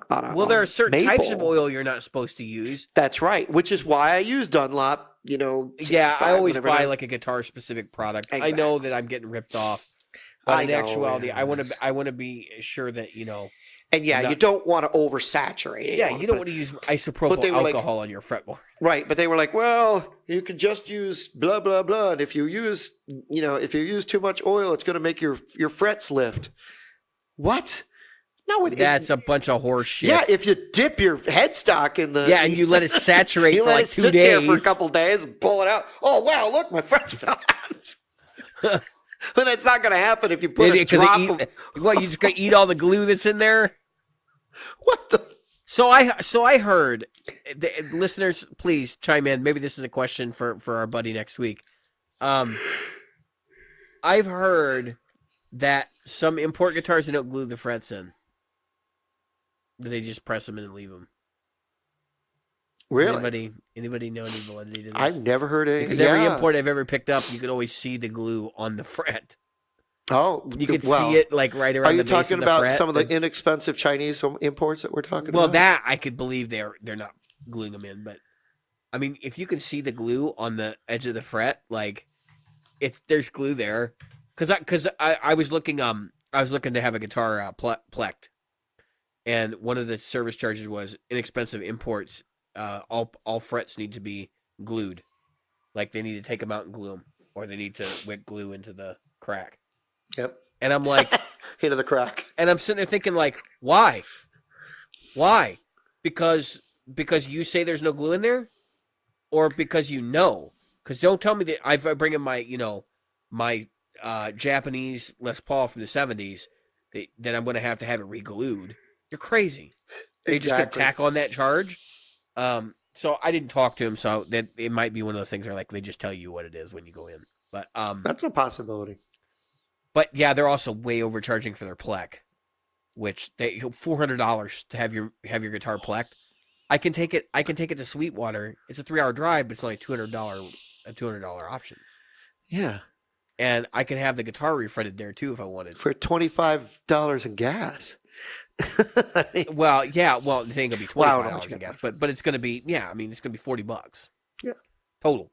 Yeah. So it's like $240 versus $400, and I could pay an additional $200 to have the guitar refretted. Wow. You know what I'm saying? Like, yeah, doesn't make I any do. sense. No, it does not. So I'm not. By the way, I'm not gonna get it done, but I was just curious. I was investigating what that cost. Yeah. So you stop and you think about the snake oil. Our industry, since we're talking about these myths and things, our industry is known for like the snake oil crap. Yep. Like the fat finger. Perfect example. Nobody really knows whether that thing actually works. Nickel strings, which I can tell you right now, there are people out there that will defend it till the end of the earth. That they would rather use the pure nickel strings because they like the sound of them better than the alloy strings that they put out now. And you might, I'm sure, because I've done the test, like I'm sure that there are people out there that do, but I'll bet you there's a lot more people that just say, well, I want to use them because everybody else used them, and they don't really know the difference. And so if they were to try and do an A/B recording test, they would probably stick with the alloy strings. Yeah. I was curious about this, and I actually performed that test, and when I found the alloy to be was like your standard strings, right? Like what you get from anybody that doesn't say pure nickel on it, basically. Exactly. Would be a more focused tone, not as bright, rounder. Whereas the other strings are way more open, less present, a lot more treble going on, but like less present in the sense that they're not focused. And I didn't really see any benefit to using the nickel ones because we all know that the regular nickel strings break down faster. So, just case in point, like do your research, bust your own myths. You can do it easily. It's not that hard. Do we got what? Oh, the one about the cables. People buying like the super expensive cable and the directional cables. Yeah, well, directional cables. So I'm out. I'm not weighing on it because I don't agree with it. But and you do know what it's based on. NASA's done a lot of research on directional cable. Yeah. And I think that's what's driving a lot of the myth there. Yep. But I do not believe that directional cable is a thing. And I also, at least not an auditory thing. Okay, the problem with it, at least as far as what I can gather from the information I've gotten, is a directional cable, and in auditory frequencies. No, that's what I'm saying. Like you've got to get frequencies that get higher, and when we're trying to pass gigabits, terabits of data across a line. Yeah, now we're talking about where now those coils in that directional and exactly where your turns are is a lot more finite. But when you're talking about throwing audio, which is what? How many hertz at the highest? 2,000 hertz? Yeah, 20,000. 20,000 hertz? Yeah, 20,000 hertz. That is nothing, folks. That is nothing. And it's not digital. That's the whole beauty of analog. And people, here's another thing you can miss remember. A few things in your signal, and you won't be able to tell. That's right. Here's another thing that people have to remember, because I think they forget. You don't want perfect. No. Perfect sounds sterile. Perfect sounds perfect. It doesn't sound fun. It sounds like the opposite of Gemini. Yes. It's just... You're listening to this show. You must like us. Yeah, I mean... Or one of us, anyway. You probably like Jim more than you like me. So. If you've gotten this far, you like David. Right. Because I'm an idiot. Because I've got 3 little amplifiers right here, and none of them are really super cool. But how's that katana doing for you? It's great. You see it right there? Yeah, is it sticking around? Yep, that's sticking around. We're running a pool. No, it's got to stick around. I need it for practices. I missed it. But the funny thing is, I've got that little 40 right here, the 40 XL. It's sitting. You can't see it. It's over by my. We're running a pool for you, Jim. Yeah, you should. Financial pool. You to should see how long Jim goes before he has to buy another katana. Sells the katana. No, I'm not. But I'm not selling. No, not selling it, but buys another one. Oh yeah, that could happen. So anyway, no. If I would buy another Marshall DSL 40C, but before I bought another katana, the fact is that I'm going to buy the Kemper, and then that's going to be the Marshall. So you're going to teach me how to profile this freaking thing, and then I'm going to profile. Be easy. Super easy, barely an inconvenience. I'm just going to tell you, stick a damn mic in front of it, listen to it through headphones, and profile the thing. Not that hard. Yeah. Well, you're gonna tell us about how to do that next time. So anyway, I got the thing that I was getting at is perfection is not rock and roll guitar. If you were a jazz player, you would like us anyway, because we're not jazzy enough. We're not sitting here. They're not perfectionists either. And, they're not perfectionists either. Classical musicians are perfectionists, right? Okay, yeah, classical. But so I'm glad you bring this up because I'm wearing. What am I wearing, Jim? I'm wearing Iron Maiden's Legacy of the Beast tour T-shirt. And here's what's funny: he's got 4. The Legacy of the Beast has 4 windows. It's got the Trooper, Seventh Son of the Seventh Son, Number of the Beast, and Power Slave. What's funny is I went to every one of those tours. There's more. Oh wait, there's more. Wait, there's more. They're all on there basically. Okay. The Virtual 11. I didn't go to that tour. This is Peace of Mind, I think. I went to that tour. These are no. So I have to think about this because I think these are actually references to other songs on the albums. Because I was going to say one of them. Yeah, and there's more. The Mummy one there's more in the nipple line too. I'm not staring at your nipples. Yeah, there's a lot of stuff hidden in this shirt. But anyway, the reason why I bring this up is because if you've listened to Maiden recently, and I was having a conversation with the guys I went to the show with, like their last couple of albums, they sound really good. They sound like a modern metal band in the last couple of albums. And it's like, for me, Iron Maiden's best years were really from like the first 4 albums. The sound of those 4 albums. Not that they didn't continue to write great songs and make great music, but those first 4 albums, as ugly and rough and like dangerous. Now, are you talking about the Paul Di'Anno years? Yeah, even those two. Like Paul Di'Anno was on Iron Maiden Killers, and then Number of the Beast, right, is great. Yep, and that's Dickinson's first album. Peace of Mind. And then actually, I like Power Slave as well. Yeah. So the first 5 records are the best for me, and then after that, they start to get like into this more like let's settle in, and let's really until they switched singers, and then they went back to Bruce Dickinson. When they came back, they were very like the albums were very produced and very perfect and like squeaky clean, and that's where I'm like, I still love the music, I still listen to that stuff, but the first 5 are where it's at for me because they're ugly. Like I don't want my rock and roll to sound clean. I want it to be kind of ugly and nasty. If I want it clean, I go listen to club music. I think that's what people hated about when John Mutt Lange got his hands on any bands, but because he would overproduce everything. Oh yeah, I mean, the only one where he didn't was AC/DC. That's right, because they wouldn't let him. Yeah, those 2 guys were like, "Yeah, you." Where Def Leppard was like, "Oh yeah, we love him." Oh yeah, but if you take, because he only did for them. 3 albums. Wasn't it Def Leppard that bitched that it took him like 3 months to do 1 drum track or something? Oh yeah. Well, so AC/DC did Highway to Hell. They did Back in Black, and they did For Those About to Rock. And then they were like, "Get this guy out of here. Can't stand the way he's telling us what to do." Did you know? Those are their highest selling albums. That when Iron Maiden was signed originally, they were in competition to be signed. The other band they were in competition with on signing was Def Leppard. Yeah, that the company that signed them had to choose between them or Def Leppard, and they chose Iron Maiden. Yep. Now, so you would think they lost, right? Because they picked Iron Maiden. But what you have to remember is that Iron Maiden has sold 100 million records. Yeah. Nobody lost. See, that's what I was going to say. Maiden was a groundswell of fandom. I mean, you didn't hear them on the record, or I mean, on the radio. You didn't see them. You saw a couple of videos now and again on like what was that? What was that show they did on MTV? Headbangers Ball. Headbangers Ball, but nothing really like. They didn't have a lot of stuff. Flight of the Icarus was a video I think we saw once in a while.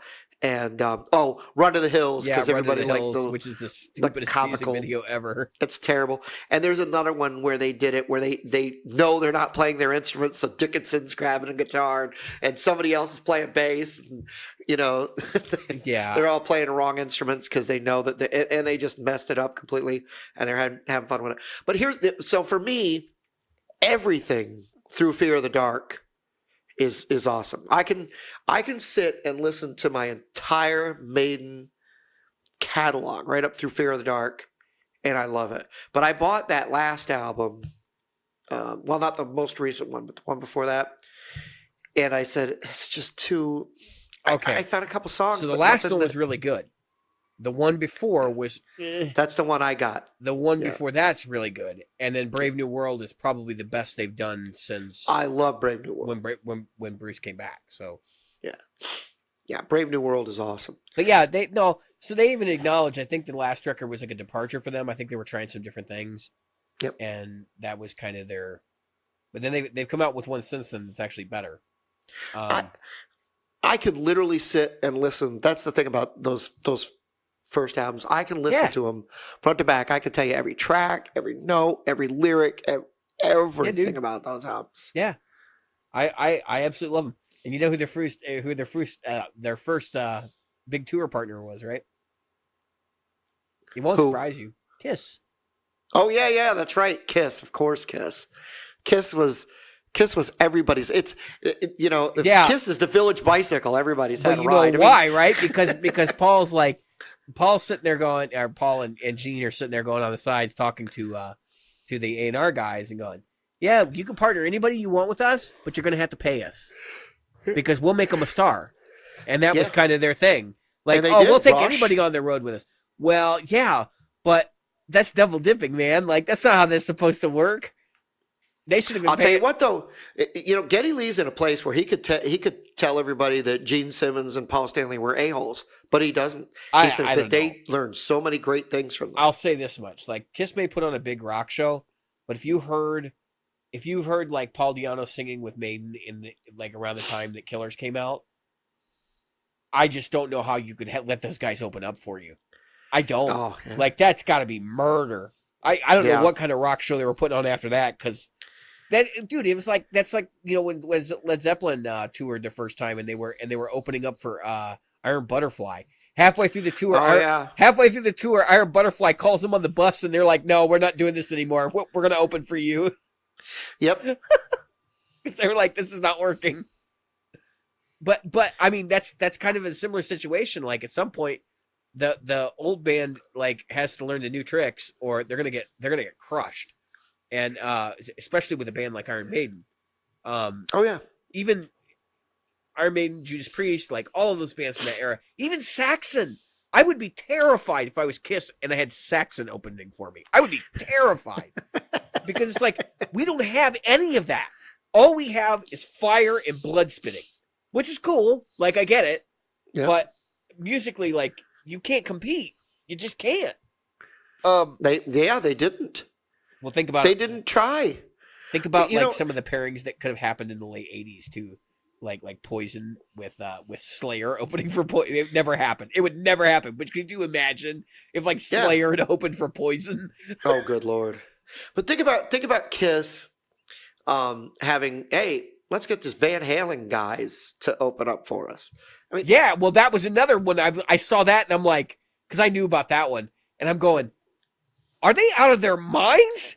And it all came down to this. I'm rubbing my fingers together because of money. Yeah. It all came down to finance. Like Ed Templeman over at Warner Brothers was like, we'll pay. And I'm sure Gene Simmons was like, all right, bring them on. That's right. And they didn't care because they knew that like they had a legion of fans and it wasn't going to be an issue. Right. But You gotta understand one thing. When it comes to Kiss is like the Grateful Dead. They're like Jimmy Buffett. Oh yeah. They are. You can call them hard rock metal. No matter how good they actually end up being on stage as musicians, the fans are so excited to see them, it doesn't matter. Absolutely. And I'll tell you right now that the rabid Maiden fans, the rabid Rush like fans that too. are the same way. They go to. I knew people when I was at the Rush concert. I knew people had seen every single show, and that's only in those bands that have that rabid thing, that AC/DC, the Aerosmiths, those kinds of things. There's not a lot of people that are in the current musical genres now that actually have that kind of rabid fan base. And I hate to admit it, but there's guys like Luke Bryan. He's got a rabid fan base, that follow him everywhere. And the Kiss guys, they knew how to play to us. They knew how to play to our sensibilities as kids. I mean, Gene Simmons is 70 years old. He's wearing 71. He's wearing 50 pounds of armor metal. Well, you know what? You know what's hilarious about that? Is like after all these years, they couldn't have figured out a way to make that stuff way less. Yeah. Hey, let's get no. But see, that was somebody asked him. They said, "Why don't you go to?" He said, "Because the second somebody finds out we're wearing styrofoam versions of what we were wearing before, they're going to call us out on it." Telling me they can't pay somebody to keep their mouth shut? Saying, I'm just. And look at the guy that's youngest in the band, who's Tommy Thayer, right? He's like 25 years younger, 20 years younger than the other guys. He's my age or younger. And Tommy Thayer is out there wearing the spacesuit.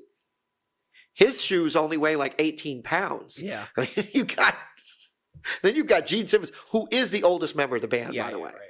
Wearing the most weight. And you can tell, I mean, it hurts him a little bit to get around. You can see the pain in his face, and you can see the slower movement when he's on stage. Where Bruce Dickinson, man, the videos you guys sent, the videos you shared, holy crap, nothing is going to stop him. Nothing. Not cancer, nothing. Not death. No. I just can't believe it.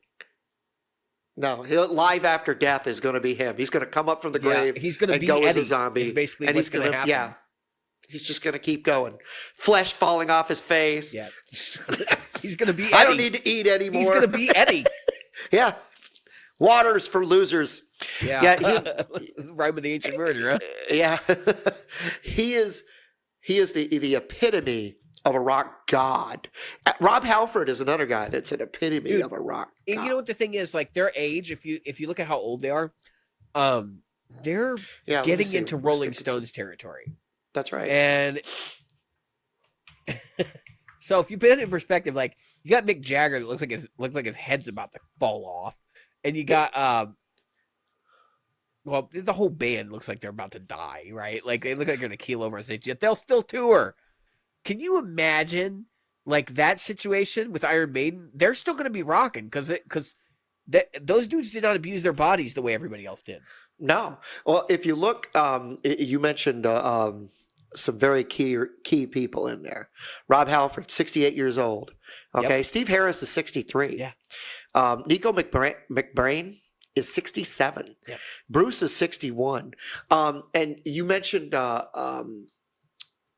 Mick Jagger. Rolling Stones, Mick Jagger. You know, the funny thing is, love or hate Mick Jagger took so good care of himself that when he went in, he just had cancer. Yeah. Actually, no, he had a heart problem, yeah, right? Yeah, it was a heart issue. I think he had a heart issue. He had his heart bypassed, all kinds of stuff. He was back on the road 2 months later. I know people that can't have their, a mole removed and be back on the road 2 months later. I mean, it's just the guy, because he takes such great care of himself. He's 10 years senior, so he's 76, by the way. Yeah. Jagger is. Yeah, that's he's not a young man, and he's out there still doing it. I'm not saying. Do you know what's really crazy? Keith Richards is younger than he is. I know. And Keith Richards looks like he's what? He looks great for 102. Is he a year younger or 2 years younger? I don't remember. Oh, I don't know. He's because I know he's younger, but I don't think he's like super younger. No. Okay, 75. Yep. So he's a year younger. Charlie Watts is 78. Yeah, Steven dude. Tyler. Charlie Watts Tyler, doesn't even play the whole 71. set anymore, I don't think. No, I don't I think so he either. plays like half of it or something. Yep. Which is hilarious. But I'm just saying that these guys, and I think rock and roll is going to turn more and more like this as time goes on, because guys like John Mayer don't go out and get stoned and drunk. And yeah, they're gonna have a lot more at night, longevity and staying power. Yeah, we're going to have people who live a lot longer. Well, Keith Urban and I was shocked. Brad Paisley and I was shocked that Eric Clapton retired. Well, he can't move his hands as much anymore. Yeah, but that doesn't stop most of these people from performing something. I don't think. I think that because he can't do any or all of it, he's not going to do any of it. I think that's the kind of guy he is. Well, he's what, 74? He's what, 73, 74, I think. He's 74. Yep. 74. Yeah, that makes sense. So, I mean, yeah, I get it. I just think it's funny that the Rolling Stones is still trying to cash in, and like they said, that was what I was telling my wife. Like, you gotta understand, Iron Maiden is like 10 years younger than them, and they've still remained relevant to their fans. Whereas Rolling Stones, like, I don't know any of their music from the last 20 years. None of it. I don't know any of the stuff from the late 80s. No, to be honest with you, Exile on Main Street was the turning point. Most people either loved it or hated it, but that was the end of it. Right. Bruce Dickinson. I just thought this is funny. He's the same height as me. Actually, he's shorter than I am. He's 5'6". Okay. I'm 5'7". So You're still taller than Steve Steve Stein. I am. I'm 5 inches taller than Steve Stein. Yeah, you definitely are. Having met him, you definitely are. Now that you met him, right? Yeah. You should have got a picture next to him I didn't want to make him look bad. No, I'm kidding. Actually, what I wanted to do, I wanted to get Josh Scott to stand next to Steve Stein, because Josh Scott is like 10 feet tall. Yeah. It would be great to get Steve Stein and you could stack two Greg Steve Koch. Steins. Yeah, and then Greg Koch on the other side. Yep. Actually, that would be a good boxing match. Greg Koch versus Josh Scott in the ring. Yeah, yeah. Who's the guy from Reverend? I forget his name offhand, but I know you're talking about Kevin Haas. Yeah, Ken Haas. He's a big guy too. He's tall dude. So yeah, I did. But anyway, that's outside the point. The point is that we're taking better care of ourselves. You're doing the stuff with the wrist things. You don't do drugs. I could take better care of myself. You don't do drugs. You don't even drink at all, right? No. I drink very rarely. I've had the same 12-pack for like 7 months, and I've still got 4 of them in there. Yeah, see? Drinking isopropyl alcohol. That's good stuff. I drink, this is my vice, my Diet Pepsi. Yeah. And I only drink 2 a day. Jim will be dead in 3 years. Yep, Diet probably. Pepsi. Rat poison. Yep. It's rat poison. That's what they tell me. Every time I pick one up, somebody's like, you're poisoning yourself. Shut up. While they down 6 beers, they'll, yeah, you're poisoning yourself. Oh, yeah, sure, thanks. I know it's not good for me, but come on. You could and then, of course, I've never smoked pot. No. Ever in my life. Nope, I've never done I've been around plenty of people who did.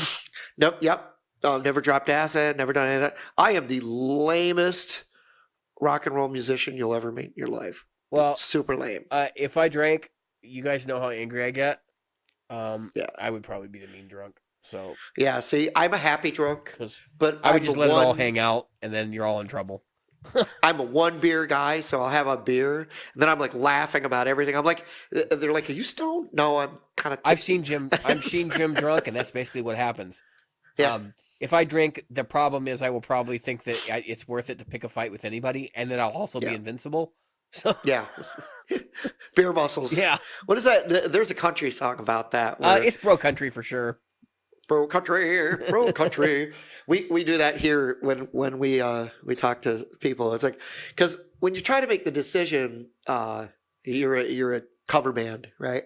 You try to make decisions what songs to play. Invariably, you kind of gotta almost always say, you know what, I'm going to pick a bro country song. And so we're like, all right, what song is it going to be from bro country? And then we, because that's our way of saying that we're going to the radio station to pick a bro country song. Usually it's Johnny Cash, which a lot of people like. Or that's not bro country though. That's I hate Wagon Wheel, to be honest with you. I would that's rather stick a hot needle in my eye and leave it there than play Wagon Wheel. But I know you've played Wagon Wheel. But then again, no, I have never played that song. Oh, I thought you said you had.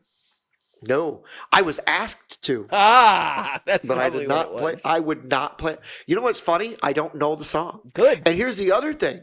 Here's the other side of it. So I'll tell you another song I hate that I have had to play. I'll tell you two of them. Closing Time. Oh, that's by Semisonic. I freaking hate that song. As a singer, first of all, I hate them.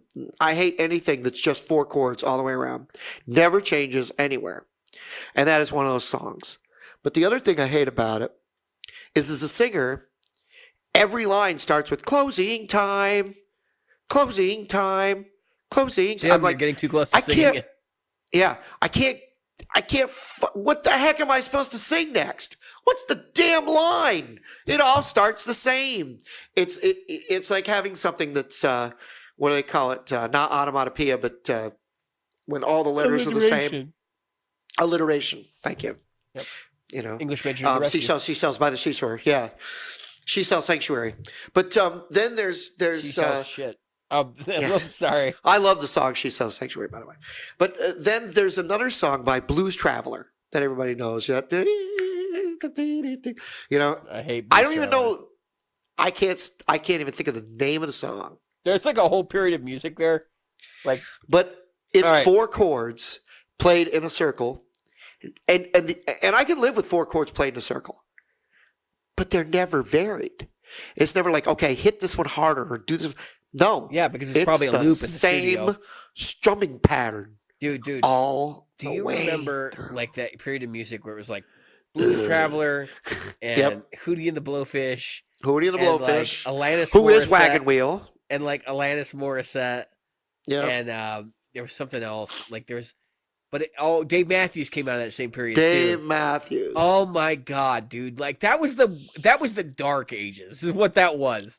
Oh my God! If that was what was on college rock radio and people were actually buying it, like who was going through college? Is that why Trump is in office right now? Is that what happened? Oh my God! We are about to get hate mail. I don't care if I get hate mail. Everybody just unsubscribe. I didn't say who I voted for, so let's not even get into that whole mess. Let's just say, folks, I don't vote. So you can't blame any of it on me. I don't care. I'm just saying, like, there's a lot of crazy decisions that have happened in our country in the last, like, 10 years, and not just that one, but a lot of crazy decisions that have happened at the national level where I'm kind of, like, sitting there wondering, like, who's actually doing the voting now? Who's at the wheel? Yeah, who does vote? I mean, because it's got to be like the Hootie and the Blowfish generation. It has to be. It's got to be like just, you know, the thing is, you mentioned Dave Matthews, and Dave Matthews is a polarizing thing. He's kind of like the Grateful Dead. I cannot. He's today's Grateful Dead. No, I refuse. That's too much credibility. I'm just saying that there are people. First of all, you have to give the fact that his band is made up of some top-notch, super good musicians. His songs, to me, what have they done outside of his band? I hate his music. I cannot stand it. What have they done outside of his band? It all feels the same to me. You can say they're top-notch musicians all day till you're blue in the face, but what have they done outside his band? I don't know a single one of those dudes from anything else. Yeah, me either. And it's like, you would say, oh, they're top-notch musicians. You say something like Frank Zappa, and you look at his band and the tenure of people before and after they were in his group. Like, that totally makes sense to me. But I've heard people say that, and then, Jim, I'm not getting angry at you. I've heard people say this about Dave Matthews. And they go, "What are you talking about? Like, who? I don't even know one of the members of his band. Not one of them. And he himself is so like, oh, he's such a great musician. How? There's an entire genre of music that sounds just like he does, but we don't hear it here in the States, so he sounds exotic." Because he's from South Africa and he's playing South African folk music. Yep. Now, as I pick my go because he uses a lot of weird tunings. Right? I hated him before he did the Chicago mess up, which I don't know if anybody has heard about this. So his tour bus was here in Chicago. He's not allowed to play at the city anymore, by the way. That is my understanding. That may have been lifted, but he usually plays in an area around the city because he got in trouble for dumping his sewage into the Chicago River off of his tour bus. Yeah. So he's no longer allowed to play in the city limits, is my understanding. Wow. And it's not even that, because I hated him before that. What a bunch of But dude, when that song Crash came out, how long is Crash? It's like 9 minutes long. Oh my God. First of all, I can't. It's boring. To me. I'm getting there. This is coming from your pop music guy. Yeah, dude. So they used to play it on the alternative rock station here all the time, which that's basically what I listen to, right? And it is. I mean, I think it's like 7 minutes long. I'm looking to see. Crash into me. No, it's like 5 minutes and 16 seconds long. Right? Oh, it just seems like 9 minutes long. Oh, well, time slows the last down song on that record is 9 minutes long. I cannot understand why anyone would want to listen to Dave Matthews for 9 minutes. I would slip my wrist. I don't get it. When he comes to town in Saratoga Performing Arts Center, where I used to go, it was like he'd sell out 3 days in a row, 3 shows. All right. So here's the funny thing, right? So the reputation for Dave Matthews in my neighborhood is that's where you go if you want to score cocaine. Yeah, I would imagine it'd be it's that kind of show. Like I said, he's the Grateful Dead of today. I mean, as far as his fan base, I have known people who've gone to see Dave Matthews just for cocaine, and they'll talk about it. And I believe that. I went there to do cocaine because that's where you get all the good stuff. I'm like, yeah, are you crazy? Well, there was a whole section of people who the whole reason they went to see the Grateful Dead was to get high. Yeah, but I think the Grateful Dead, you believe me, I don't like the Grateful Dead's music. And I'm probably gonna get some hate mail for that. I don't like the Grateful Dead. I've never liked the Grateful Dead, but I can understand why people would go to their shows because of the musicianship. Because I know everybody was going to get high too. Jimmy Herring, but I don't think you necessarily need to get high to go to a Grateful Dead show and appreciate it. No. But Dave Matthews, that music doesn't that music seems like you need drugs to appreciate it. It honestly does nothing for me. His voice is irritating. The musical performances are garbage, in my opinion. I mean, they're not garbage. Look, they're doing a very good job of doing the very simple rock music and making it sound like it's a jam band, because they are not a jam band. No. That's just it, though. It's structured. It's not so. Yes, Jim, absolutely right. It's structured, but you know what it is? When you play a song of Crash, there's no variety in that song whatsoever. It doesn't go anywhere. There's no real jamming going on. They're not. And there's so many opportunities in it. You would think that when they do it live, they would take it to a new place. No. Well, when you when you stop and you consider where the jam bands come from, right? They come from the Allman Brothers. That's one of the first jam bands, and then of course, obviously, Grateful Dead. But Mo, Fish. Yeah, well, Fish, but that's way later, right? It's that's what they evolve into. That's what I mean. Yeah. And so you go to Fish, and then all of a sudden you got Dave Matthews Band in that category. How does that even fit? If you could bring back the Dead, right, and get the Allman Brothers back together, and you put them on a stage next to Dave Matthews Band, it would be hilarious. It would be a joke.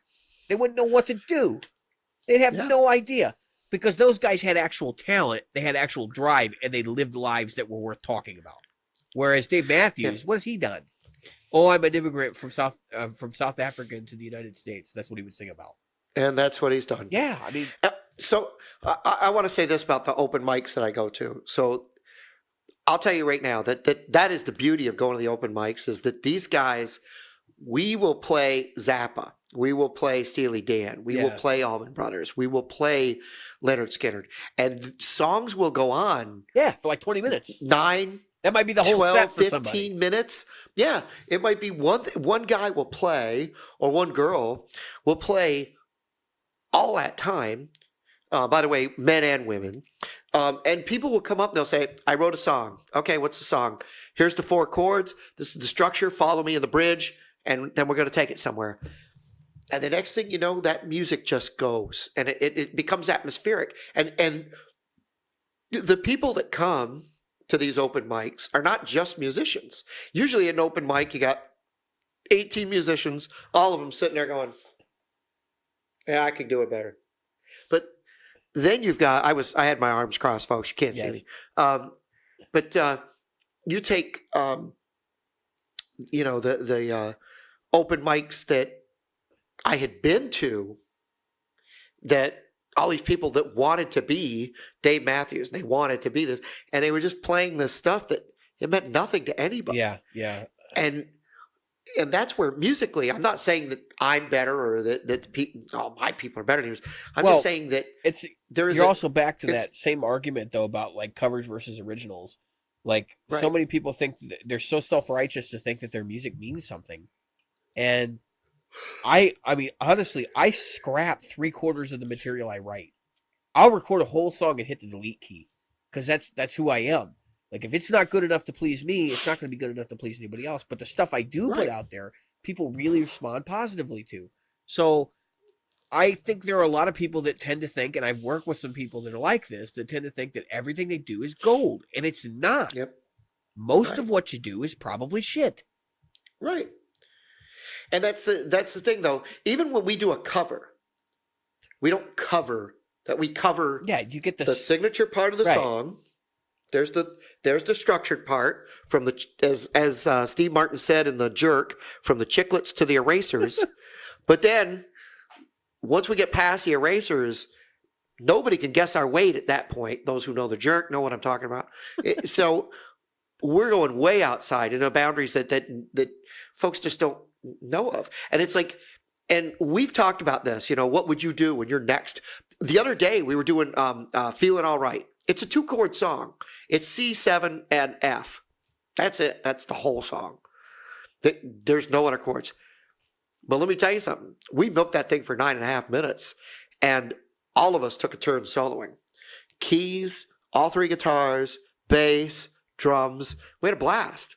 And I'm just using that as a single point of example that you can have fun whether you do an original or you do a cover if you make it your own. If you're not worried about, okay, here I have to play these 7 notes and then I have to use this because this tablature said I need to play on the G string at the 3rd fret, and then if you are caught up in that, that's not making music. No.